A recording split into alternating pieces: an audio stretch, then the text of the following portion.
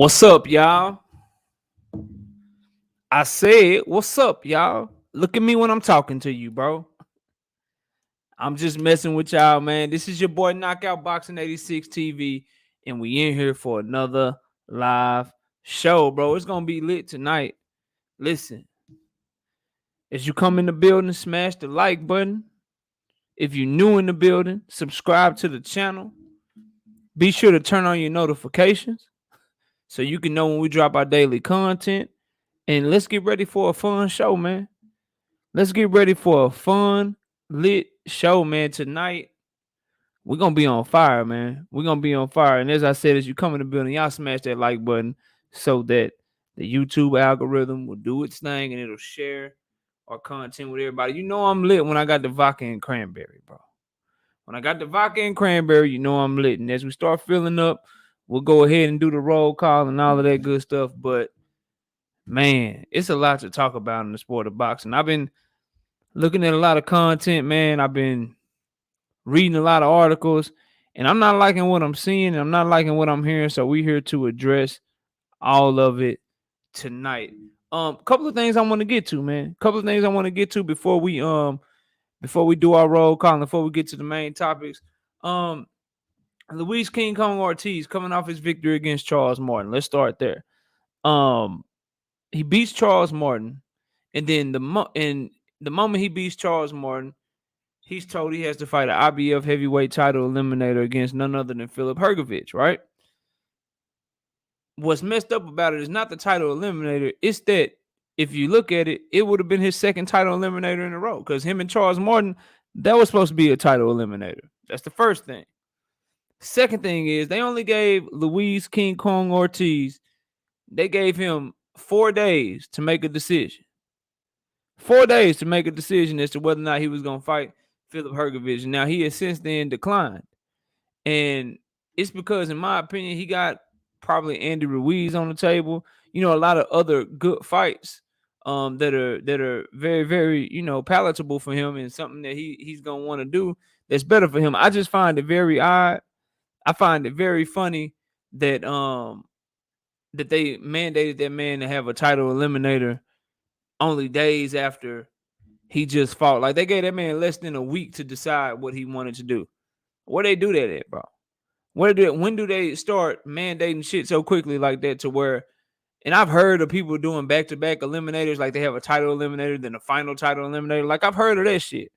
So that ain't the problem. The problem is the man fought on Saturday, and then the news comes out the following Monday, hey, man, he got till Thursday to let us know what he gonna do.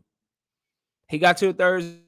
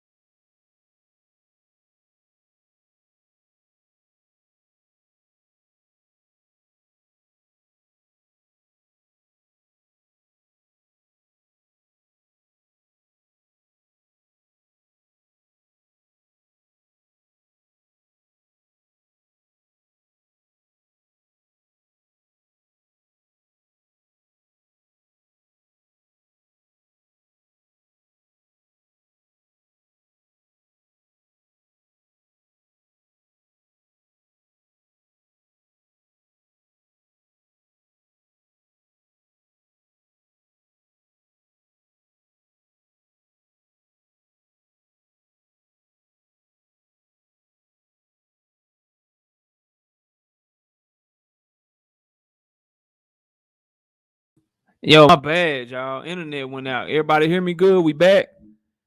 Y'all come back. Y'all come back. Hopefully we back in the building, man. So anyway, bro, as I was saying, for Luis King Kong Ortiz, I find it very, very odd, and I find it very funny that Luis King Kong Ortiz had to have a title eliminator and had to make a decision on to whether or not he was going to move forward with that only 4 or 5 days after he just got out of a big fight against Charles Martin, and that was supposed to be a title eliminator. So the dude from Croatia, Filip Hrgovic, man, he got a lot of shit. He got a lot of people backing him.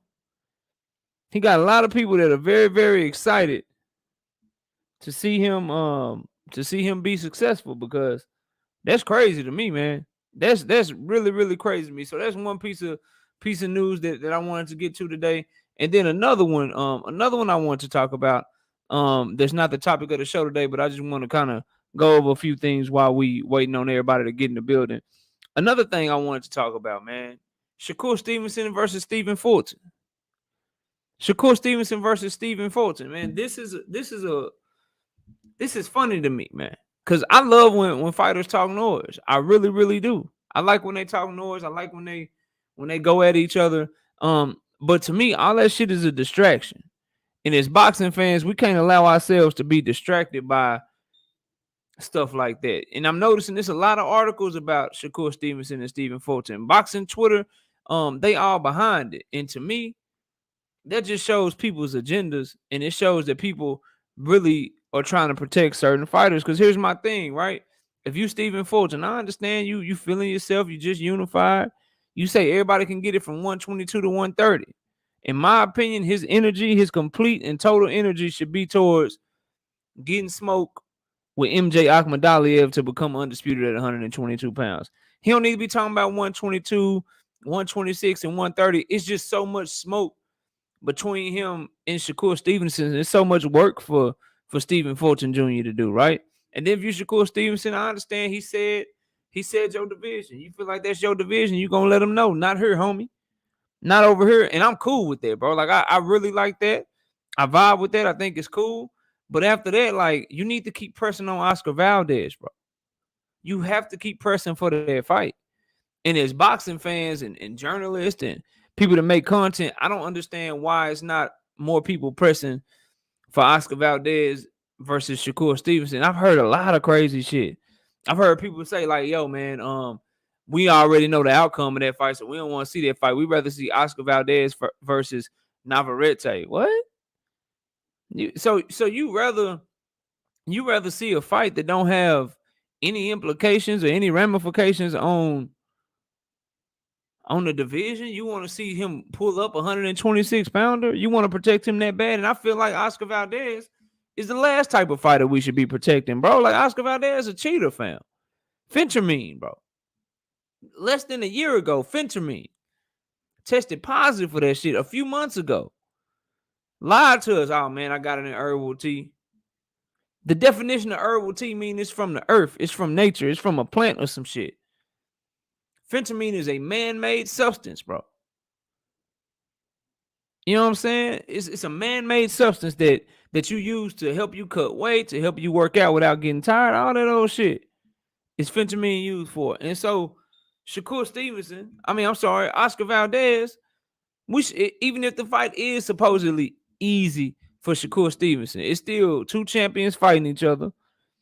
It's still a unification fight, an in-house unification fight at that. That's what boxing fans should be pushing for. And I think people such as Bob Arum, the powers that be, media outlets, they're using Shakur Stevenson and Stephen Fulton's back and forth to try to get us to take our eye off the ball, to try to get us to not push for the fights that are really for the betterment of boxing. And I'm sorry. What's good is Stephen Fulton becoming undisputed at 122 pounds, further solidifying himself as a pound-for-pound fighter. What's good for Shakur Stevenson and what's good for boxing is unifying with undefeated champion Oscar Valdez. That's what we should be pushing for. Not this old bullshit where we talking about a 122 pounder versus 130 pounder. Like, think about it, bro. Think about how the narrative shifts when people want it to, right? Remember when Ryan Garcia was talking about, yo, Manny Pacquiao, and he at 135, Pacquiao at 147, people like, yo, you crazy. Ain't nobody trying to see that shit. Don't nobody want to watch that shit. Nobody want to watch that shit. We good. Or what if Devin Haney was like, yeah, I'm finna go fight Earl Spence. I'm at 135, he at 147. I want Spence. That wouldn't get legs, bro. That wouldn't get legs because they ain't trying to protect certain fighters. They trying to protect Oscar Valdez so hard from Shakur Stevenson. They just looking for anybody to come take the shine off of him, come take the smoke off him, get him to quit being pressed. Oh shit, yeah, man. Stephen Fulton versus Shakur Stevenson. That's a great fight. That's a great fight. They need to try to make that fight happen. Since when, bro? If you Shakur Stevenson, first of all, Stephen Fulton is with the PBC. That's a whole different animal, bro. Y'all ain't doing no cross promotional shit. So I understand you want to clap back on Twitter. You don't like when people come to your house, so to speak, talking noise and shit. So you felt the need to take up. Okay, you done did that. Now get back to pressing Oscar Valdez. Then if your path cross Stephen Fulton, one day, then cool, bro. Y'all paths cross. Y'all paths cross. But to me, the move in the fight is Shakur Stevenson versus Valdez, and the homie Stephen Fulton taking on MJ Akhmadaliev. One for unification, and the other one will be an undisputed fight. So that's my thoughts on it. Let's see who we got in the building so far, and we'll move on and we'll keep this thing going. And y'all keep smashing that like button as you come in the building. If you're new here, man. Skinny Too Litty in the building. W underscore right side in the building. Tim Muze in the building. What up, Tim? My daughter Nivea in the building. What's up, Nivea? Demetrius Bright DB is here. What's up? Cassandra's here. What's up, Cassandra? My other daughter Jada's in the building. What's up, Jay? My beautiful wife Valerie's here. What's up, Val? We got Zero Bob in the building. Says you're on pause. Hopefully we fixed that, man. I think we rectified that shit. Trap Media, what up, Trap? What's popping with you, Trap? W Right Side says, I love that Shakur want that smoke, but you're right. They have food. They need to finish. Yeah, bro. They gotta get it together. They gotta get it together. Worry about what's in front of you. You feel me? Let's see. What we talking about? We got Tim Muze says, preach them facts, knockout. Terry Smooth Jr. in the building. What up, Terry? Salute to you, Terry. I appreciate you coming through. Let me see here. W underscore right side says Valdez is on the hope list. That's why he didn't get suspended. Bob should be pushing hard for that fight. Make up some money of the money that Loma has lost him. Yeah, like that's the crazy thing. Like all your fight as a promoter, right? You basically a GM with a bunch of fighters, right? And you're supposed to look at who got the best talent on your roster, who you can push, who you can big up to make you and make them as much money as possible, right? And make the biggest events possible so you can get some return on your investment. Not playing favorites and shit. Like you playing favorites by trying not to feed Valdez to Shakur. Like what type of sport is it where we protect Oscar Valdez from Shakur Stevenson if you're a promoter? If you're a promoter and you see that that's going to big up Shakur Stevenson, shit, you should make that fight. You should make that fight. Because it's better for your brand to build a big star, right? It's better for your pocketbook to build a big star. So that's the problem that I have with it. If you Bob Arum, like you only want to pick and choose who you want to build up. Because let's keep it a buck, bro. Let's keep it all the way real on here. If Shakur Stevenson and Oscar Valdez was a fight that was favorable to Valdez,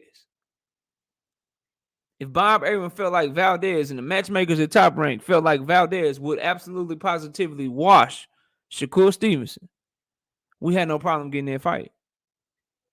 We would have no problem getting that fight made. All of a sudden, you know what would be important? Unification would be important again. Valdez is chasing greatness. All that old shit, bro. All that old shit. Unification, they pick and choose when the shit matter, bro. And it's the inconsistency, and that's why we working on them, and that's why we get them every time, bro. It's our consistency. Let's see here. They be on that BS with that narrative. Yeah, Skinny Too Litty. Dundada in the building. Salute, Dundada. What okay? I haven't seen any media coverage that cover that. I just them on Twitter going back and forth. Cool boy better worry about Akhmadaliev before he get KO. Yeah, and Akhmadaliev is a problem. He can fight. But all you gotta do is go to Boxing News 24. It's articles up on that shit. It's articles up on that shit, bro. They covering it. But I can't find shit on Oscar Valdez and Shakur Stevenson. I love the support from the Flam. Blessing to you and them, knockout. Appreciate that W underscore right side. TJ in the building. What up, TJ? Let me see. What I'm about to say. Oh yeah, man. Supporting the channel, bro. Y'all know you can support the channel. Super chat. We got the Cash App down there below. Everything you can give goes to the running of the channel. BN Boxing News in the building. Salute BN. Y'all go subscribe to BN Boxing News. He's doing good work over there. Let's see. Tim was at the fight I've been waiting for it to kick off the year. Is Gary Russell versus Masago. Yeah, the Filipino dude, Manny Pacquiao fighter. Seems like they're not hyping it up like they should. Fact. And salute to Sheen in the building. Teron Harris is in the building. He says top ranked fighters are more well off than PBC fighters. I mean, I don't know. I don't watch their pockets like that. I just wish none of them had damn promotional companies so we could just get the fights we want as fans, bro. Shit. Could you see Shakur moving up to lightweight? Hell yeah, he gonna have to. That man, what, 23 years old? He already getting physically stronger. He feeling out. I see him kind of, Terrence Crawford, like I think Shakur gonna get all the way up to 147. To keep it a buck with you, I think he gonna get all up to 147 before it's said and done. Salute Vince. Salute Vince. What's popping with you? So let's move on, bro. That's really all I got on it, man. All I want to say is we should push for the right fights. And if you a boxing fan, stop picking and choosing when unifications mean something to you, when fighting the perceived best competition means something to you, and when it don't. Like it gotta mean something all the time so we can be consistent. Otherwise, we ain't gonna get what we want. Cause they're gonna be able to tell us, sell us anything, bro. They're gonna be able to give us whatever product they want to give us because we don't have any consistency with our demands. It's easy to belittle our dollar. It's easy to belittle us consuming a product if they know they can switch up on us and do what they want when they want, without any repercussions. That's why we got to stop watching the bullshit, stop supporting these bullshit fights that they're trying to give us, and really push for the best fights in the sport that's gonna make the sport great, man. Salute to my brother, Mr. Mechanical, in that super chat. He says, "What up, knockout? Let's cook." Appreciate that, man. Appreciate that. And I also got a cash app here. Let me get to it. I appreciate you, Mr. Mechanical. I don't know if you saw the bill. Mr. Mechanical gave me a great idea, the worst of the worst awards. I suggest y'all go check that video out. We dropped the video, Mr. Mechanical. I told you I was gonna do it. We gave away our worst awards of 2021, man. And it was fun to do. So I appreciate the good idea. Looks like W_right side showing you love. $10 in that cash app. I appreciate you. I appreciate you, W right side, man. You always showing love to the channel. We got the brother TJ in the building with the super chat. Solid content. I appreciate you, TJ. TJ always showing love and supporting the channel. And one thing, y'all, we're gonna drop the link later. Once I get done cooking on what I want to cook on, I'm gonna let y'all hop on here, man. So y'all stay tuned. We're gonna drop a link and see what's popping with everybody. Get everybody's thoughts on my opinion. So be in boxing news with that super chat with the $2. Says unification should always trump a regular bout. 100%, 1000% facts. W_right side says the worst of the worst was fire. Mr. Mechanical say, bet I'm gonna check it. Yeah, bro. I did that. And I shouted you out in there too. That was your idea. So you got credit for that one. Any good ideas, man? And Vince Williams said the same thing. The worst of the worst was fire. I'm trying to tell you, bro. I really went and did that shit and really I took that shit serious. It was kind of fun to do. One of the more fun videos I've done on this channel to keep it a buck with you. Jack Ashford, what's up, bro? And salute to you. I appreciate you coming through for however long you're able to kick it, man. It's hard to imagine big shift in what consumers want because most people don't question what's being fed to them by promoters. 100, that's a fact. And that's what we're here for. That's why we got to keep it real. We got to share live streams like this. We got to, make sure that we have the same integrity no matter where we at and view boxing the same. You can't be in one chat riding with that content creator, then go to another chat and the other content creator has a totally different opinion that's maybe not on par with what's best for boxing, and then you big up that. We got to all be consistent. You know what I'm saying? That's just my thoughts on this. So I'm the same no matter what. And that is, I'm a fanboy. All right? I'm a fanboy for boxing. I'm fans of fighters, but I'm a fanboy of boxing, bro. And that's what we're about. Tim Muzay says, look forward to the additional show on Fridays with the $2 in the super chat. Yes, sir. And for those y'all that don't know, we got another live show that we added to the catalog. We'll be going live every Friday night, 7:30 p.m.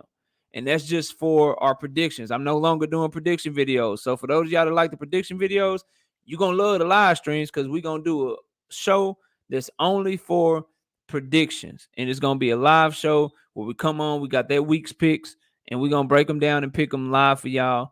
And that'll be Fridays at 7:30 p.m. Central Time. However, this week, the show is going to be tomorrow. So y'all will get to see me back to back.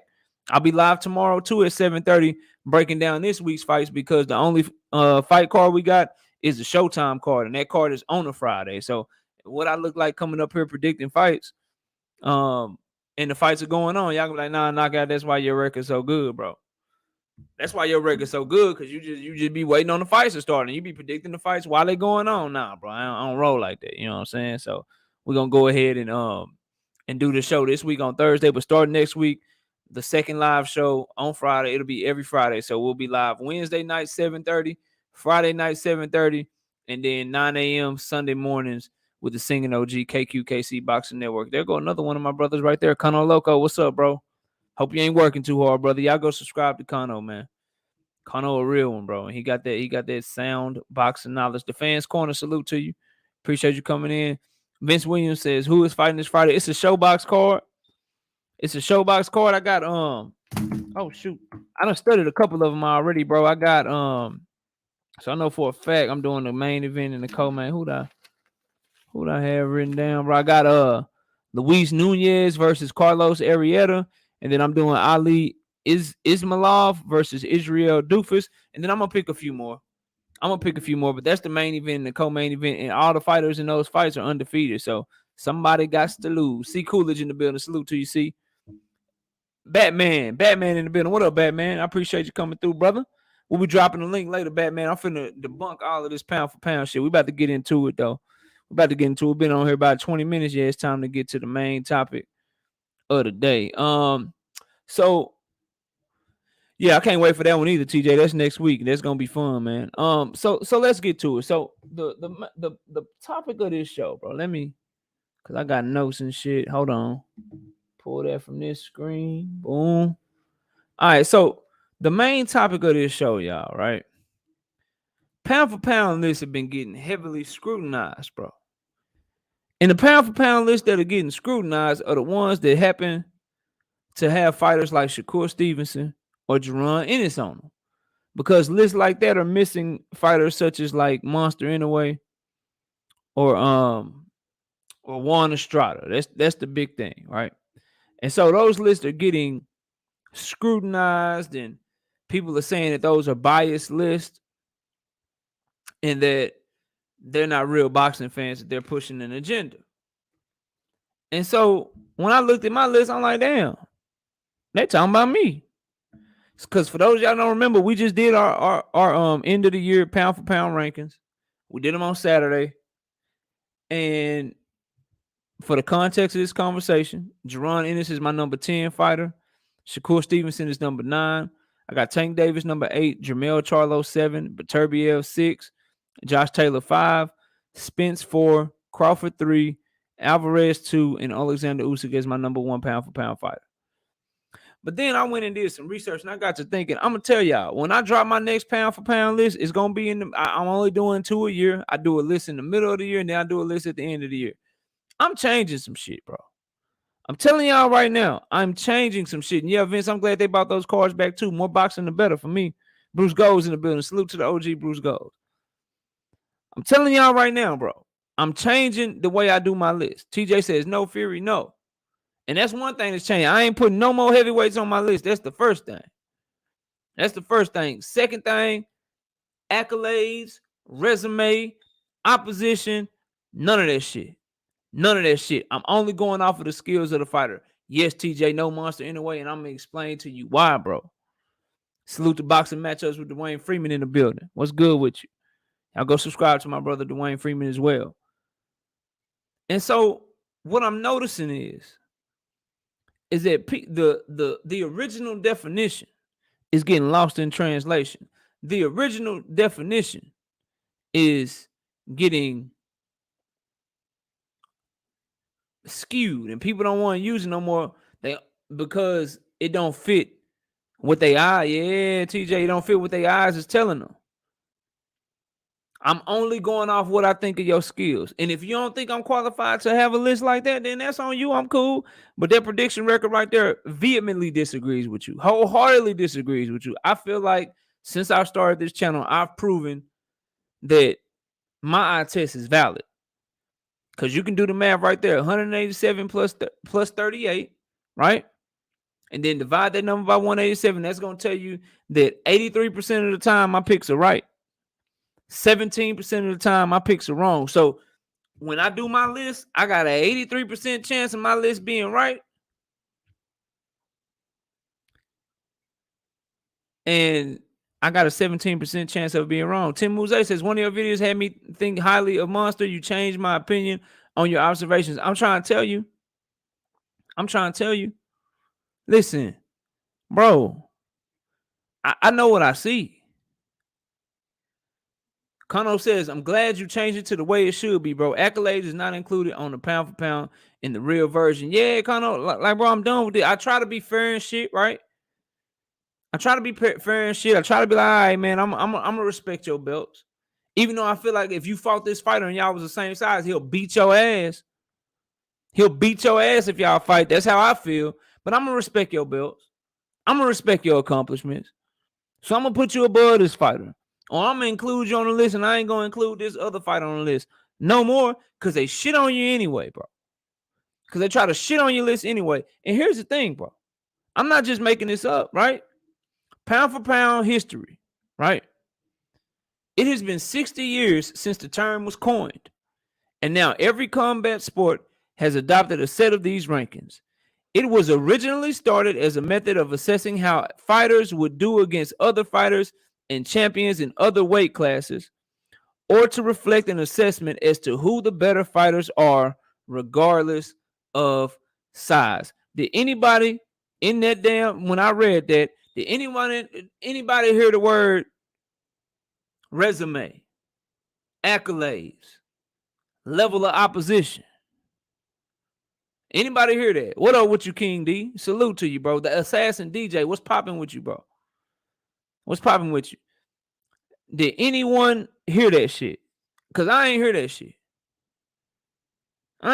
Yeah, regardless of size. That's right, don't doubt it. But did anyone hear like, yo, we picked the list based, the list was originally started based on who had the better accolades, who had the better resume, who fought the better fighters. That's what we started the list for. That's what pound for pound was started for back in the day. Did anybody hear that shit? Because I didn't hear that shit.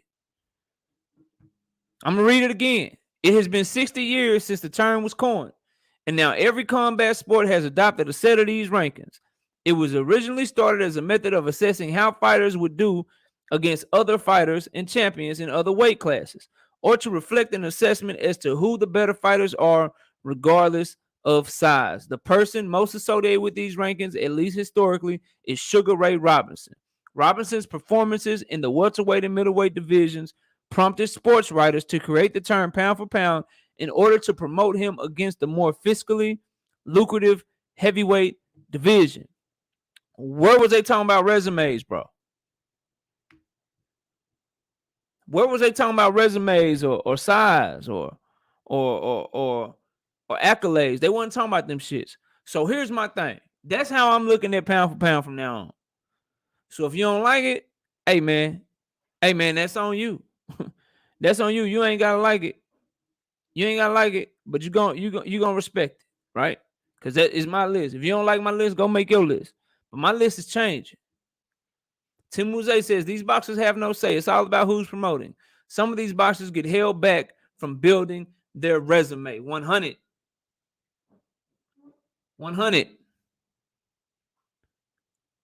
Lomachenko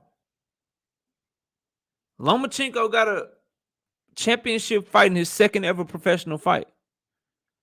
What if Jaron Boots Ennis was afforded that opportunity? You think he could win the championship in the second fight with the talent you've seen so far? What if Shakur Stevenson, Gervonta Davis, right? Errol Spence, Terrence Crawford, Jesse Bam Rodriguez, Virgil Ortiz, Jesus Ramos, right? What if they got a championship shot? We so sure they wouldn't win? And here's what I'm saying, TJ, because I see you, bro, and I understand the points, but follow me here. And I know you a gambling man, TJ. Resumes and belts, they don't matter when it comes to skills. And here's how I can prove it to you. Who had fought the better fighters and who had the better resume going into the Jamel Herring versus Shakur Stevenson fight? Somebody put it in the chat for me. When Jamel Herring fought Shakur Stevenson, before they fought, who had the better resume? Who had fought the better level of opposition? What's y'all's answer to that question? And salute to G Parker in the building. Salute, G. King D says Herring. Y'all answer the question. I see you done to answer that question for me, though. When Shakur Stevenson, I disagree, Batman. Jamel Herring had Frampton on his resume. Who did Shakur Stevenson fight that was as good as Frampton? C. Cooler says Jamel Herring. All right, cool. Now, if resumes and belts and shit matter, how come Shakur Stevenson was the favorite? How come Shakur Stevenson went into that fight as the gambling favorite? Because of the eye test, because Vegas, them smart ass people at Vegas that never lose, that always come up on top, that they built a whole city based off of knowing what's gonna happen in the fight and understanding gambling odds and who's really better, regardless of what their resume say, right? They said Shakur Stevenson was gonna beat the shit out of Jamel Herring, and they was right. I'll take you to another one. Resume and belts matter. Experience matters on these pound for pound lists. That's what people try to tell me, bro. That's what people try to shit on my list. How could you have Shakur Stevenson at number 9, bro? How could you have Jaron Ennis at number 10, bro? Where's Lomachenko, bro? Where's Lomachenko at, bro? You don't have Juan Francisco Estrada on your pound for pound list. Knockout. This guy doesn't know boxing, bro. You ain't got the monster on there, bro. You don't have Monster anyway on your pound for pound list. Knockout, man. Come on, Knockout. You my guy, bro, but no Monster. All right, cool. When Earl Spence Jr. took on Kell Brook, who had the better resume? Who had the better accolades? Who had him, bro? Like, I'm just asking. When Earl Spence took on Sean Porter, when Earl Spence took on Sean Porter, who had the better resume, bro? Who had fought the better fighters when those two guys squared off? Shit, when Terrence Crawford fought Sean Porter, who had the better resume, bro? I'm just asking for a friend. All right, you know what I'm saying? Like, this ain't for me. I'm asking for a homie, bro. I need to know. I need to know who had the better resumes in these scenarios, right? When Manny Pacquiao went in there and got his ass slept, when he went in there and got his ass slept by Juan Manuel Marquez, which of them had the better resume, bro? Who had the better accolades going into that fight, bro? Matter of fact, who had the better accolades going into the fight between Manny Pacquiao and Floyd Mayweather? Belts matter though, right? Belts and resume, it should matter when it comes to your pound for pound list. Why? Because it don't matter in the outcome of a fight. How the hell I'm a put some shit? And that's what I'm saying, bro. That's why I'm changing my mind as we chop it up in front of each other, y'all. I'm changing my mind as I'm talking to y'all. This is therapeutic for me, right?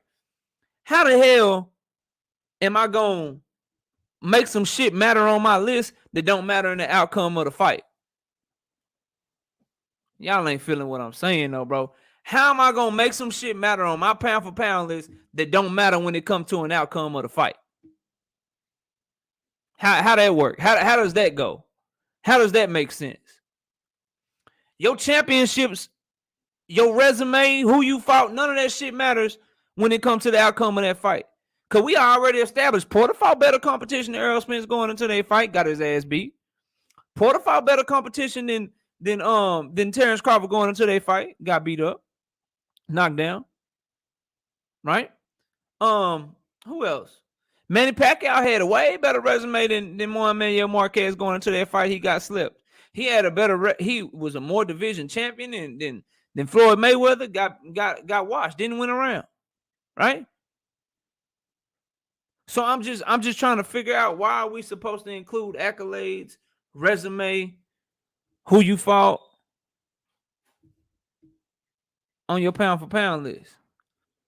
Dundada says it works both ways. There has to be a balance, because who had the better resume and was a more skilled fighter, Zab Judah or Balderrama?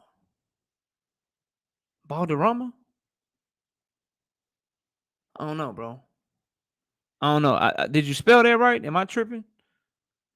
Dundada says Tony Harrison is most skilled at 154, but he getting knocked out left and right. Chin is a skill, homie.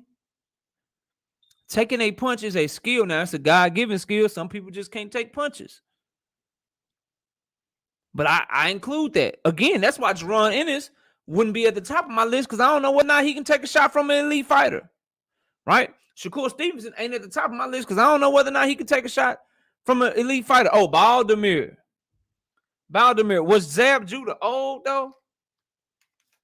See, age and stuff like, yeah, that all comes into play. So I feel what y'all saying. But what I'm saying is skills is all that matters. That's what the list was created for. Hey, if Earl Spence was the same size as Tyson Fury, who would win that fight?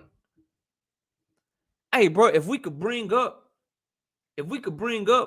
Virgil Ortiz up to light heavyweight against Artur Beterbiev, who would win that fight?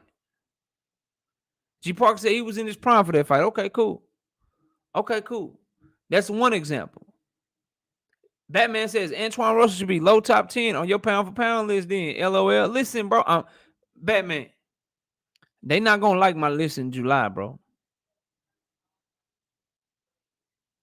They're not gonna like my list in July. They're not gonna like it. I'm telling you right now, people are not gonna like my list.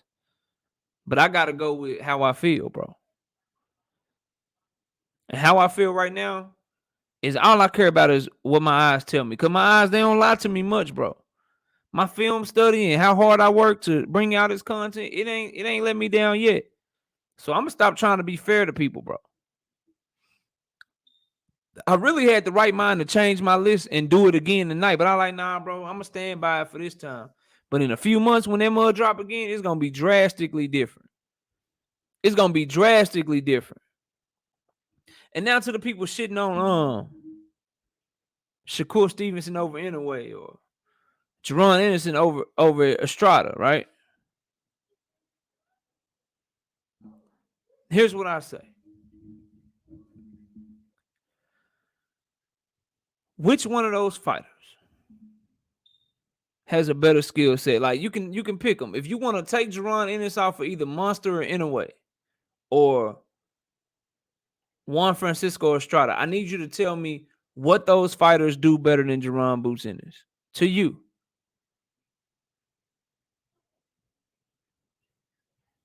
Jack says the main limit of the eye test, it can lie to you if your quality of opposition is weak. I hear what you're saying, Jack. That's only, to me, that's if you don't know what you're looking at. That just means you don't know what you're looking at. In my opinion, Jack, that's just my opinion. Like, if you don't know what you're looking at, then yeah, you can be like, oh, that dude cold. If you don't know what flaws to look for, you know what I'm saying? What bad habits does the fighter have? Then yeah, you can probably fall victim to that. You know what I'm saying? But I didn't need to see Shakur Stevenson fight better opposition to know he was gonna beat the shit out of Jamel Herring. I didn't need that, bro. I didn't need Montana Love to fight better opposition to know he was gonna beat the shit out of Baranchek. I didn't. Baranchek had been in there with Josh Taylor, and he had a nip and tuck battle with Jose Zepeda. I don't give a damn. Montana Love better, bro. Montana Love better. C. Cooler says nothing. I ain't forgot my question though. What do Juan Estrada or Monster Inoue do better than Jaron Boots Ennis? If you want me to take Boots Ennis off the list and put on Juan Francisco Estrada or Monster Inoue, you need to let me know why. Why is that? What do they do better in the boxing ring? What have you seen them do better? Do they have better timing? Or do they have better hand speed? Are they better with their feet? Right? Do they have better defense?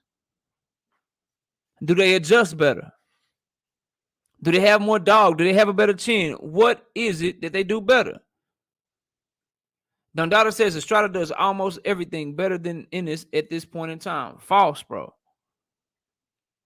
False. Listen, Estrada, his feet are planted, number one. He's a counterpuncher. His jab up top is pretty good, but he allows dudes to get off on him because he doesn't have a lot of head movement. He comes up with his high guard or whatever. It's not a lot of waist movement, and he's not jumping in and out. He does not have the athleticism or the feet. Remember, if they're the same size, he don't have the athleticism, the feet. He don't have the reflexes, the hand speed, none of that shit that Boots Ennis got. If Boots Ennis And Juan Estrada with the same size boots, Ennis would wash him, in my opinion, bro. Wash him. Flat out, bro. Estrada has no defense. And he lets his hands go so much that he's always open to be countered, bro. And this is no disrespect to Chocolatito. You mean to tell me Chocolatito, 32, 33 years old, over the hill, not the fighter that he once was, don't have the hand speed that Boots Ennis has? He is a good pressure fighter, though. He does put that pressure on your ass and dash the gas on your ass. But you mean to tell me if Chocolatito can piece up Estrada, Boots Ennis can't? What about Monster anyway? TJ says Monster's last fight was trash. What about Monster, bro? What does Monster do better than Jaron Ennis or Shakur Stevenson, bro? I need answers, y'all. I ain't asking to be facetious, right? Batman says Boots checks all the boxes. Chocolatito is an all-time great fighter, though. Elite fighters, yes, he was.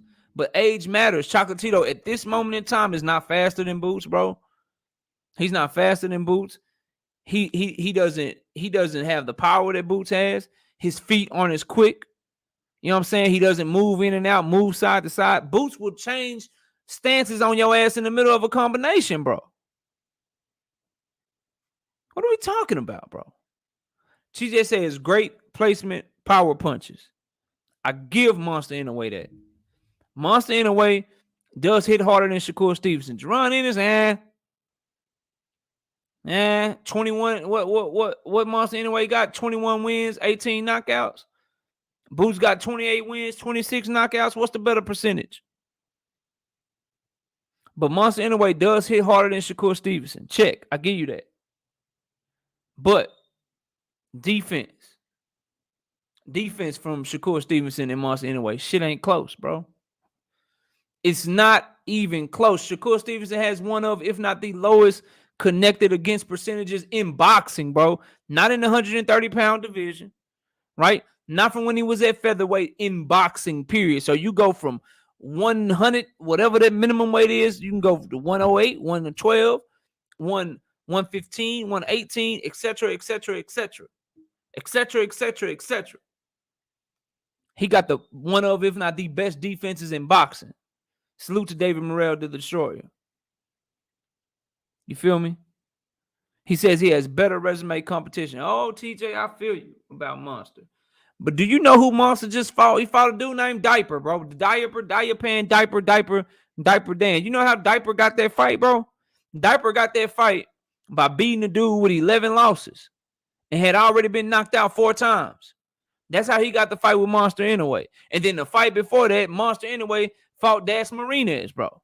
What did Das Marinez do? What made him so great, bro?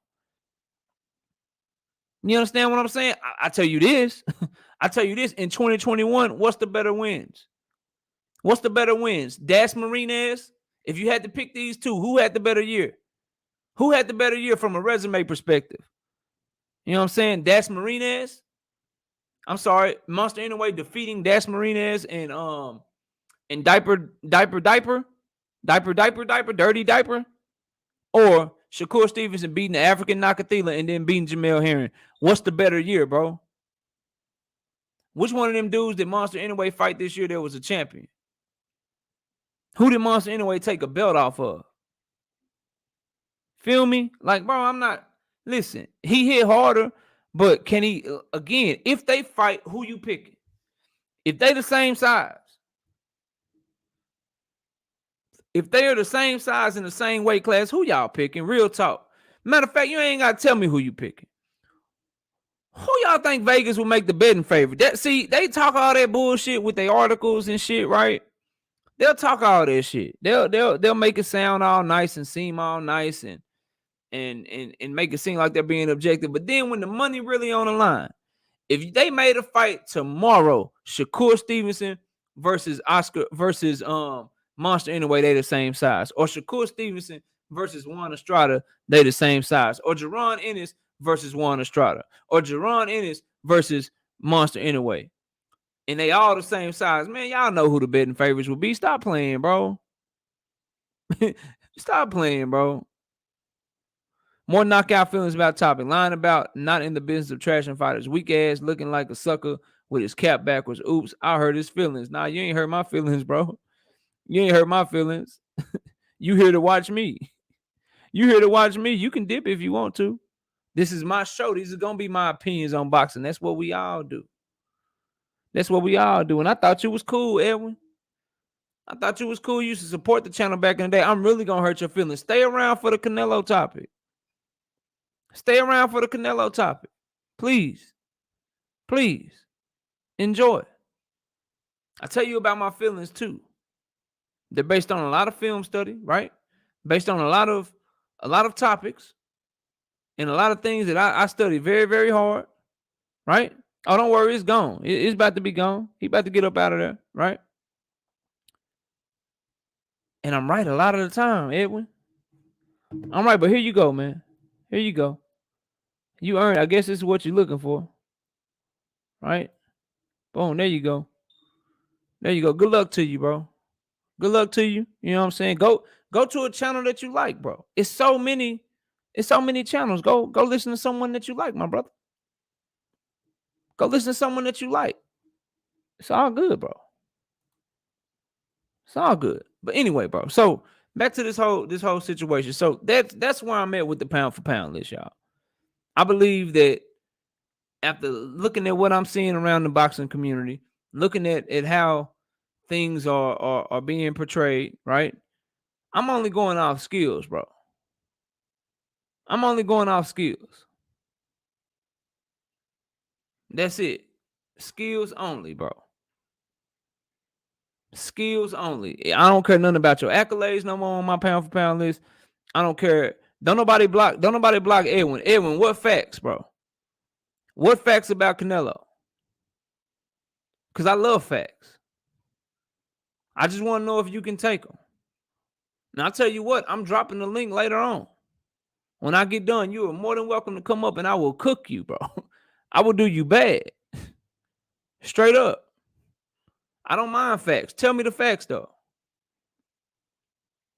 Tell me the facts. I want to hear them. It's cool, right side. You know, this part of the game. Part of the game. I gotta get that up out of here, though. I don't know what that is. Get that on up out of here. Yeah, so that's where I'm at with it. So for me, I stand by my list. And what up, Jay Cooley?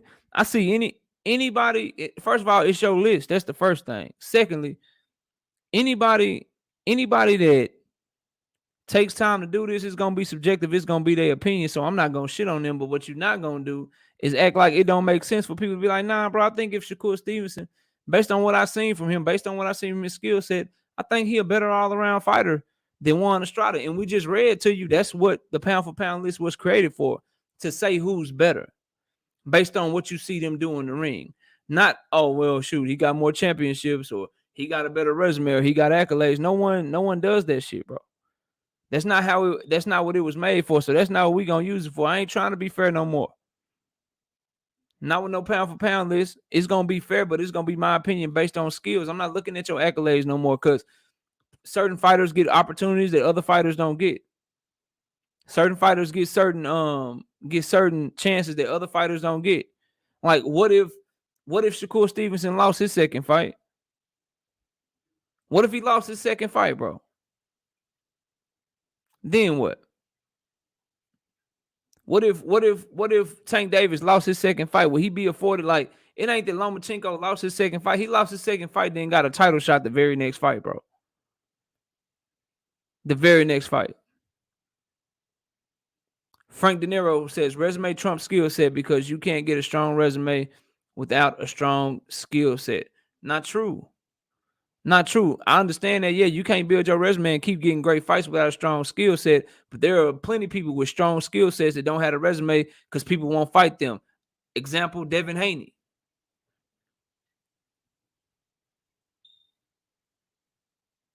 Okay, here we go. I said, this is from Edwin. I said, why discredit and diss Canelo fighting Macaboo? And you diss him calling him macadamia nut. Facts. Man, dude is a champ. Almost every fighter moving up don't go right at the top dog. Okay, cool. So you didn't like that I don't like Laguna Beach macadamia nut. I feel you. But I don't give a damn that you don't like it. And here's why, Edwin. I mean, I don't understand the facts. Like, I thought you was gonna come with some real facts. Okay. He wants to fight Laguna Beach macadamia nut. Why discredit him? I didn't discredit Canelo. I criticized him, bro. First of all, you got to get the definition correct and all that shit. Like, I didn't discredit him. Discrediting him would say, hey, man, what he did at 168, that don't mean shit. Here's why it don't mean shit. Never said that, never will say that. I give that man credit for that. I am criticizing him fighting Laguna Beach macadamia nut. The funny thing, too, Edwin, when I criticize Tank Davis for fighting the Esoc Pitbull Cruz, I don't see you, bro. I don't see you at all. Oh, knockout, you keeping it real. Yeah, bro, Tank need to fight better competition. That's what guys like you do. But when I criticize Canelo, oh, then it's a problem. And it ain't even hating on Canelo. There are literally, bro, 5 to 6 fights off the top of my head that are better, bigger money, and better legacy fights for Canelo Alvarez than Laguna Beach macadamia nut. These are facts. Artur Beterbiev is a better fight. Dmitry Bivol is a better fight. David Benavidez is a better fight. Joe Smith Jr. is a better fight. Lawrence Okoli is a better fight. Maris Breedis is a better fight. Miss me with that, bro. Miss me with that. Like, that's the criticism. He deserves criticism for that shit. I'm sorry, bro. When you're supposed to be the face of boxing and you make anywhere from $25 to $40 million a fight, right? And we'll segue to Canelo because I was talking about him anyway. So we can go to Canelo, then we'll drop the link. But when you make that much money and you the face of boxing, and you got all of this stuff going for you, I expect more of you, bro. That's the type of fan that I am. That's the type of father. That's the type of person that I am just in life and as a boxing fan, right? Because if I got a kid, one of my kids making A's and B's, right? But I see that she making A's and B's, and when she come home, she ain't got no homework, right? She done already did it at school. She passing her test, studying the day before the test or the day of the test, right? When all of that's happening, I'm looking like, all right, you doing all that shit. I expect more. So let's go take some college classes too while we in high school then. Because you're doing this shit pretty easy. And so if you Canelo Alvarez, I had that same expectation. I see the talent. I see how good you are. But you're supposed to be setting an example, right? You the face of boxing. You setting an example for all these young fighters coming behind you, right? You setting an example for the young Mexican champions that's coming up, the Jesse Bam Rodriguez's, the Jesus Ramos's, the Virgil Ortiz, right? That's what you setting an example for guys like that. And your example is, hey, man, look, you can build your legacy. You can fight good fighters, right? But if you see a dangerous fighter here or a dangerous fighter there, you know, go over here and fight this fighter. It's still a championship fight. You still get to call it a legacy fight. You know what I'm saying? You still get to go and you can go up here and you can go fight Rocky Fielding right quick. Then you can go fight Liam Smith and shit. Then, you know, get you a little tune-up with Avni Yildirim and stuff. Go ahead and do that shit, bro. You can do that. What I want for him to do, what I want for Tank Davis to do, what I want for Terrence Crawford and Errol Spence and all these fighters to do is I want Canelo to be like, hell no, who that? Andrade, man, line him up. Who that? Charlo, man, line his ass up. Oh, y'all say David Benavidez nice? Line his ass up too. Oh, you know what? I'm not skipping all the way up to cruiserweight. Go ahead and line up. Go ahead and line up Beterbiev. Go ahead and line up Bivol. Oh, but knockout. You want him to fight all that? Hell yeah. Just like I want Tom Brady. You supposed to win the Super Bowl every goddamn year, bro. You supposed to be the greatest, right? You supposed to be the greatest, right? LeBron, every year you don't win the championship. Kevin Durant, every year you don't win the championship. That shit a disappointment, right? Because I expect the best of you. I expect the best of you, bro. It's the same thing with Canelo Alvarez. I don't get it with you fanboy dudes, bro. I don't, bro. Man does what he does, has to feed his family, and the shit you say takes from his bread. What's taken from his bread? Because guys like you gonna buy his fight anyway, right? You don't give a damn who Canelo fight, right?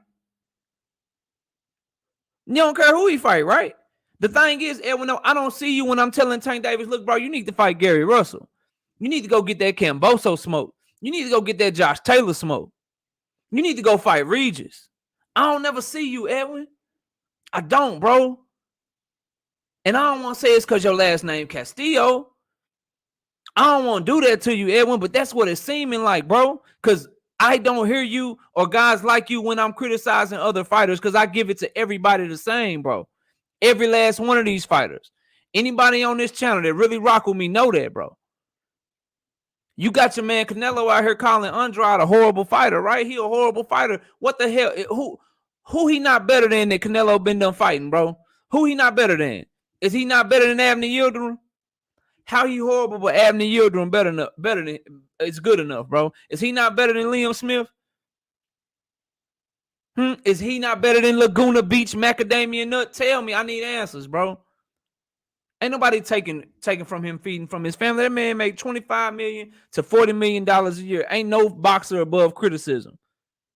When I was on here earlier talking about how Tank Davis and Leonard Ellaby and them, they ain't giving me what I want. I didn't see you, bro. I didn't. You were gone, ghost. Out of here. Out of here. They had nothing to say. I guess I was keeping it real then, huh? And that's my problem with you dudes. And that's why I asked the question, is Canelo helping boxing or is he hurting boxing more than he's helping it? And the reason I had that question in my mind, the reason that's the topic of today's show, is because of conversations that I have to have like this. No one. And I see y'all writing in here. Didn't nobody tell me, nah, knockout, you tripping. Nah, you tripping. Them not better fights. I named 5 or 6 better fights than Macaboo, and none of y'all said nothing. And now you're lying. This man says Macaboo is better than Andrade. Stop it, bro. Stop it. He's slow. He got no feet. His hand speed is absolutely positively horrible. You talking about a man that got knocked out in his first or second professional fight. Who do you think you're talking to, bro? What do you think I am, bro? And I hear y'all saying Abner Yildirim was the mandatory. So let me get this straight. Y'all expect me to believe. Y'all expect me to come up here and believe with y'all. And remember, Ed, when you started this conversation out very disrespectfully, that's why I'm flaming you right now. Cause I don't know. I mean, my wife loved my hat, bro. She bought it for me. You understand what I'm saying? You worried about how I look with a hat on and all this shit. Like, okay, bro. Okay, I mean, my wife love it. Why you worried about another man, though, bro? Like, why you? That's how you roll. You worry about how men look. That, like, what kind of hats they got on and all that shit. That's what you do. I don't know. That shit seemed kind of weird, Edwin. It's kind of weird, my brother. It's kind of weird. But back to this point, though, Abner Yildirim was the mandatory because I can multitask. Y'all saying he was the mandatory. I hear you. He the mandatory. So you expect me to believe that a sanctioning body that gave Canelo Alvarez a franchise belt so he don't have to fight his mandatory and he wouldn't be mad at them because they stripped him back when he was down there, I think when they wanted him to fight Triple G or some shit. You mean to tell me that same sanctioning body now going to tell him he got to fight Abner Yildirim and we just going to ignore the fact that Abner Yildirim used to be his sparring partner? What? So is it far-fetched for me to say Canelo Alvarez told them he wanted to fight Abner Yildirim? Yeah, that we can't. Yeah. She love it. She love it. And she would never look your way, I guarantee you, bro. She love it. That's all I care about. Ain't nobody disrespecting you, bro. And I'm an Earl sexual. Oh, the same dude that was like, yo, Earl, I don't need no tune up. I want to see you fight the best. You need to go after nothing but champions because that's what you said you was gonna do. You talking about me, the person that holds all fighters accountable, bro? You stop it, bro. Stop it. Amazon, David Morrell. That's where I got it from, bro. C. Cooler says, they say Yildirim was mandatory, but Canelo is a franchise champion in 160. And when he move up, he's still mandatory. Listen, man, people will say anything to protect their favorite fighter. Most people, not me, though. Not me though. I'm the person saying like I'm a cute. Like he says I'm a Earl. I love Earl Spence. I love boxing more. I really like Earl Spence. But if he lose to Terrence Crawford, okay. Or he lose to Urdinas Ugas, guess what I'm pushing for? Urdinas Ugas and Terrence Crawford for undisputed. Cause I don't care like you, bro. Like I don't have emotional attachments to these fighters like that, bro. You gotta do better, bro. You gotta come harder than that. So miss me with all that stuff you talking about. It is not hating on somebody. It is not discrediting somebody to want them to fight the best possible competition for them. It's just not.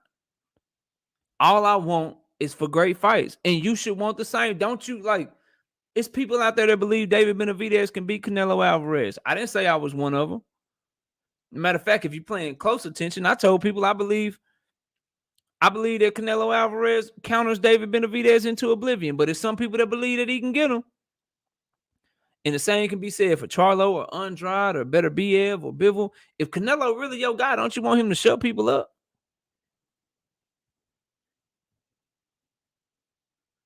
Don't you really want them to shut people up? Like, I want them to shut people up. The people that I rock with.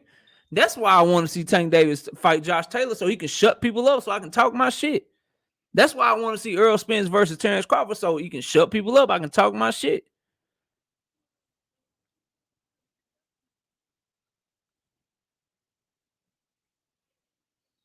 Nah, you reaching, Edwin. You trying though, bro. You trying very hard. What up, Mike? How you doing, man? We just in here talking. You know, I done made the Canelo Alvarez fans mad, bro. They mad at me. Says, I want Canelo to be a 5-division champ first. That's cool, John Blaze. But my thing is this, bro. Like, that's stat padding. All Canelo is doing by going up and fighting Laguna Beach Macadamia Nut. This is all he doing, y'all. He doing what basketball players do at the end of the game when they know their team gonna win. He like, shit, we up 20, coach about to take me out. Let me shoot a couple of shots real quick. So it'll look good in the stat sheet. He just trying to make the resume look good, bro. He just trying to make the resume look good. Like, let me go up here, grab this easy belt right quick, come back down. Yeah, he is, TJ. Yeah, he is. I'm trying to help him out because he used to be cool. I don't know what happened to him, bro. When I go in on Gervonta Davis or I say Gary Russell need to move up because he ain't getting no smoke at 126, or I'm tired of Gary Russell, fighting once a year. When I say shit like that, bro, then I'm real. I'm keeping it real, bro. I'm unbiased and shit, right? I'm unbiased and shit. But the moment I give Canelo some constructive criticism, I ain't called the man trash. Remember, y'all, pound for pound list, knockout boxing. Jaron Ennis number 10, Shakur Stevenson 9, Gervonta Davis 8, Jermell Charlo 7, Artur Beterbiev 6, Josh Taylor 5, Earl Spence 4, Terrence Crawford 3, Canelo Alvarez number 2. But I'm an Earl sexual though. Canelo Alvarez number 2 and Alexander Usyk number 1. Yeah. All right. The facts disagree with you, bro. The facts totally disagree with you. And you damn right. Extremely biased. Extremely biased. Can't tell me nothing about my Cowboys. So here's the topic rundown, and we'll drop the link and we'll let y'all come up here. And yeah, TJ, people just saw the man. Truth bothers people, man. You know that. Yeah. I know, bro. Like I'm just here. Listen, here go the link.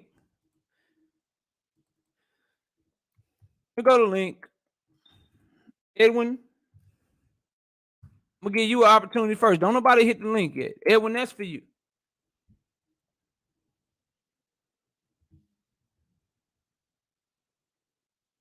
There you go.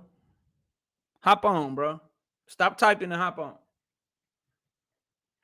Cause see, we can have a dialogue, and I can teach you something.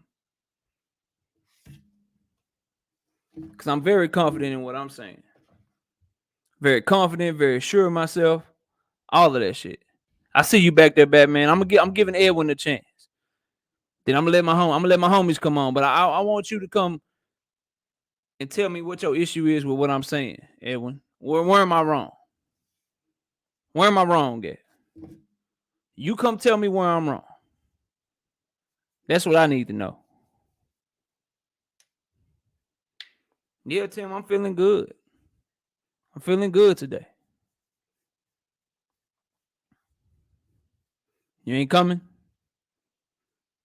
You ain't dipped out and lost a couple people. Everyone probably dipped out.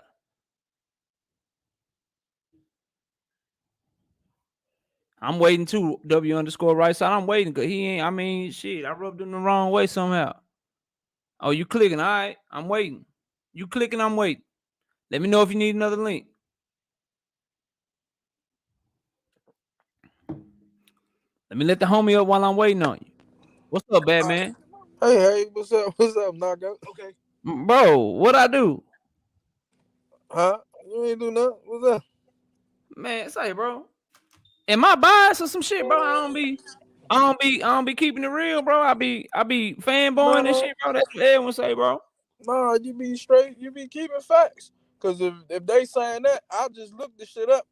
How did Adrian come to mandatory and he lost to Anthony Durrell in February 23, 19 and got the fucking fight and ain't fight since then.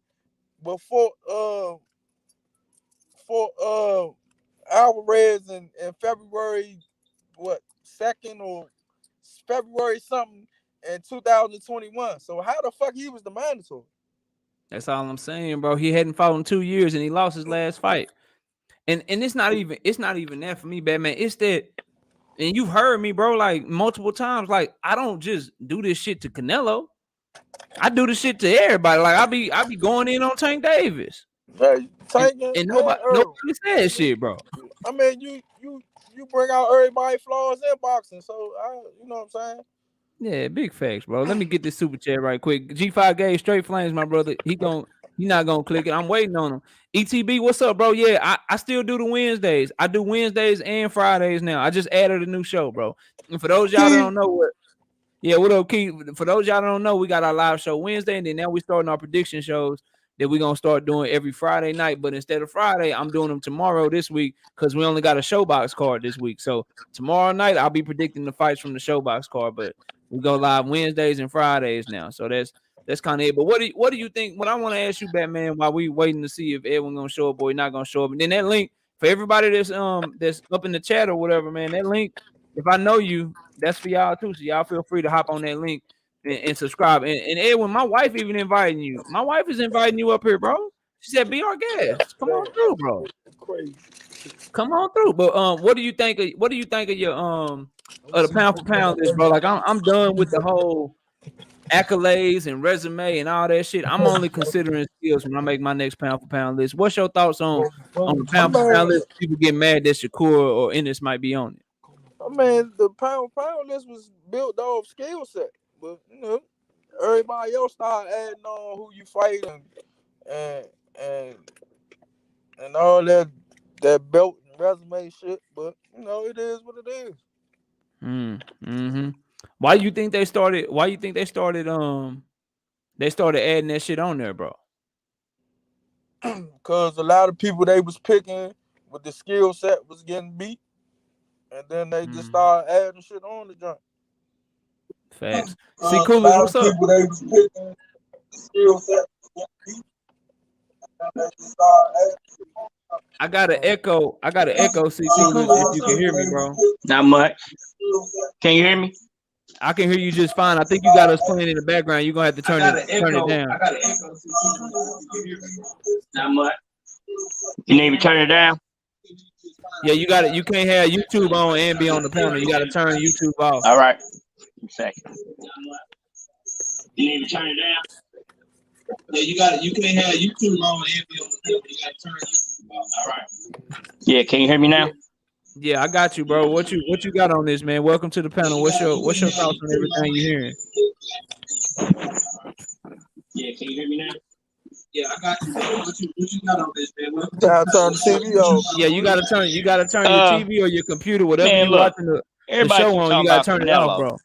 At 154, he had both the Charlos. He said right for a minute. could have drove up there.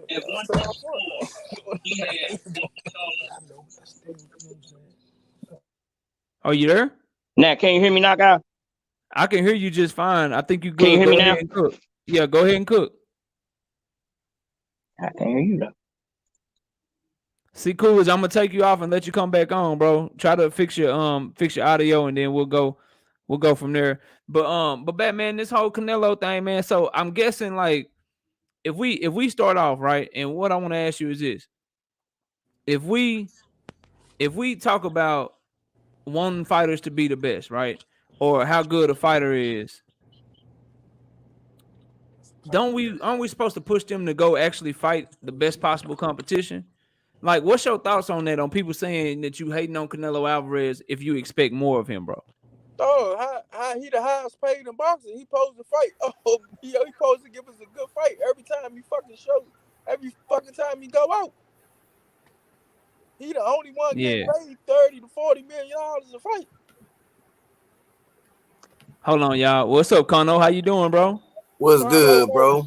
Hey, what's going on, Batman? It is, a pleasure to hear you going to that list that way, because I know you remember me saying this a while back that this is the way it was always been, man.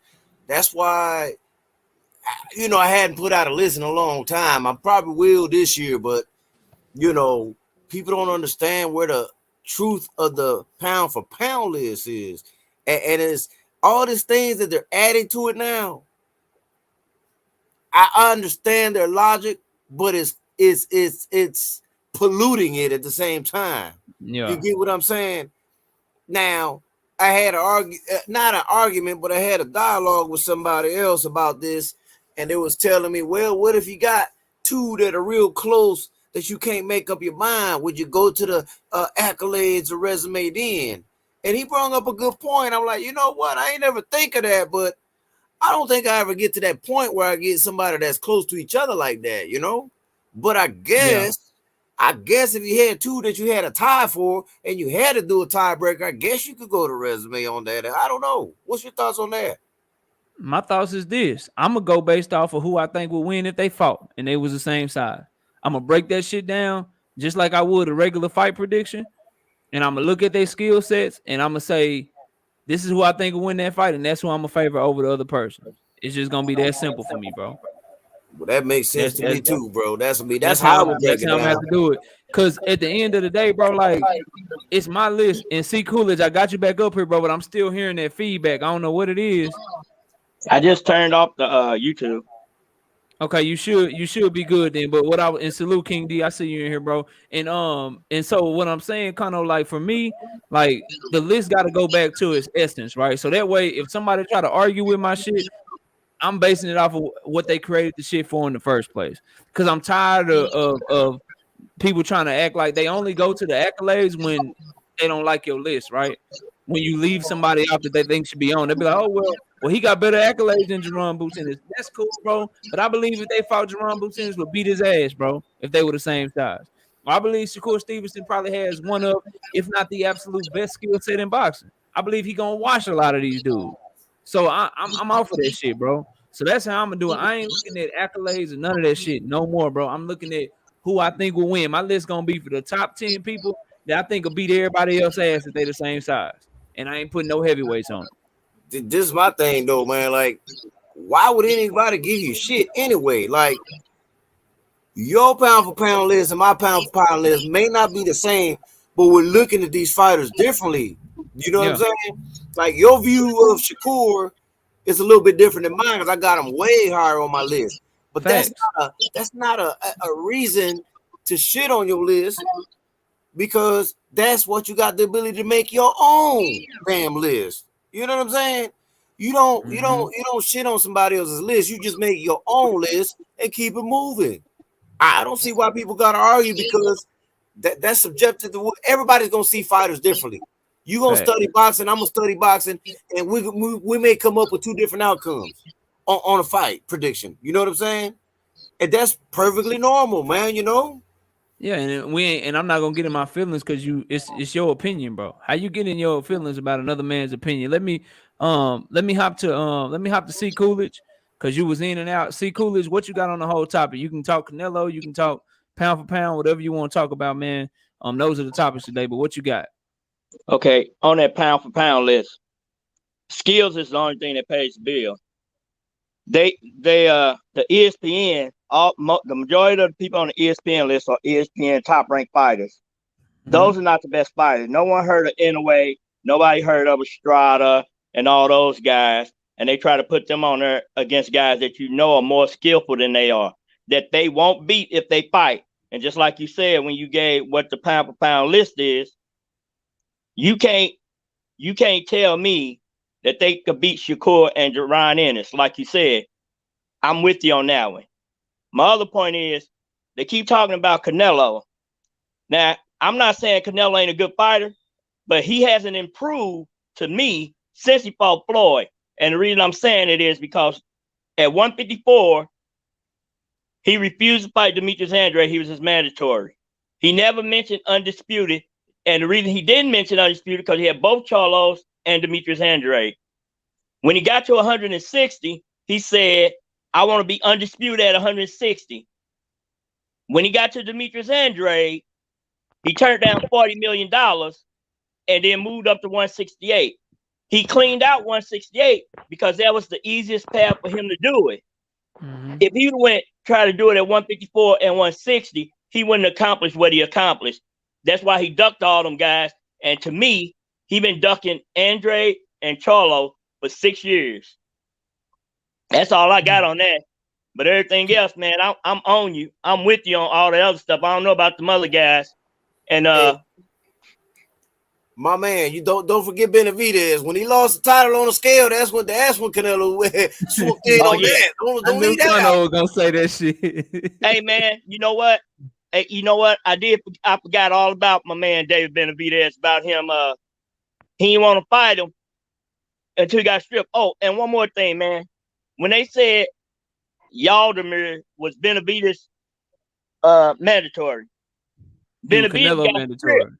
Right. No, he said that's the guy Dondada and Castillo, Edwin Castillo. They were saying that Yaldemir was Canelo's mandatory when he went to 168. But the rules state Canelo was a franchise champion at 160. When he moved up to 168, he's still a franchise champion. He don't have mandatories. So that was a bunch of hogwash. They keep trying to say Demetrius Andrade is a horrible fighter. But Rocky Fielding was horrible.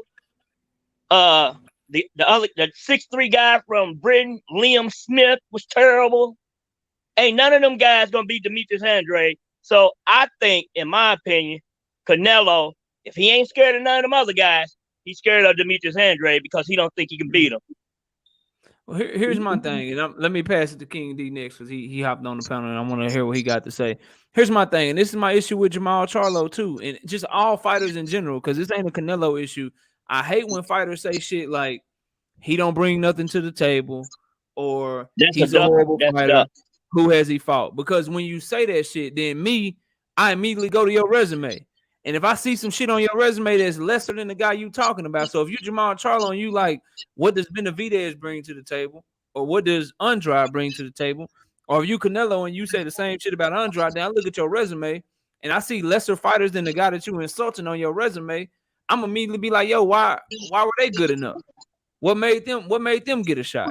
And so that's just the way that I see it, bro. And that's why I don't like to hear no fighter say that shit. I got on Charlo ass when he said that shit. And when Canelo was saying that shit, I'm like, bro, you can't call Andrade horrible when I just watch you fight lesser fighters. But King D, welcome to the panel, brother. What you got on this whole pound for pound discussion and this whole Canelo discussion that we're having today?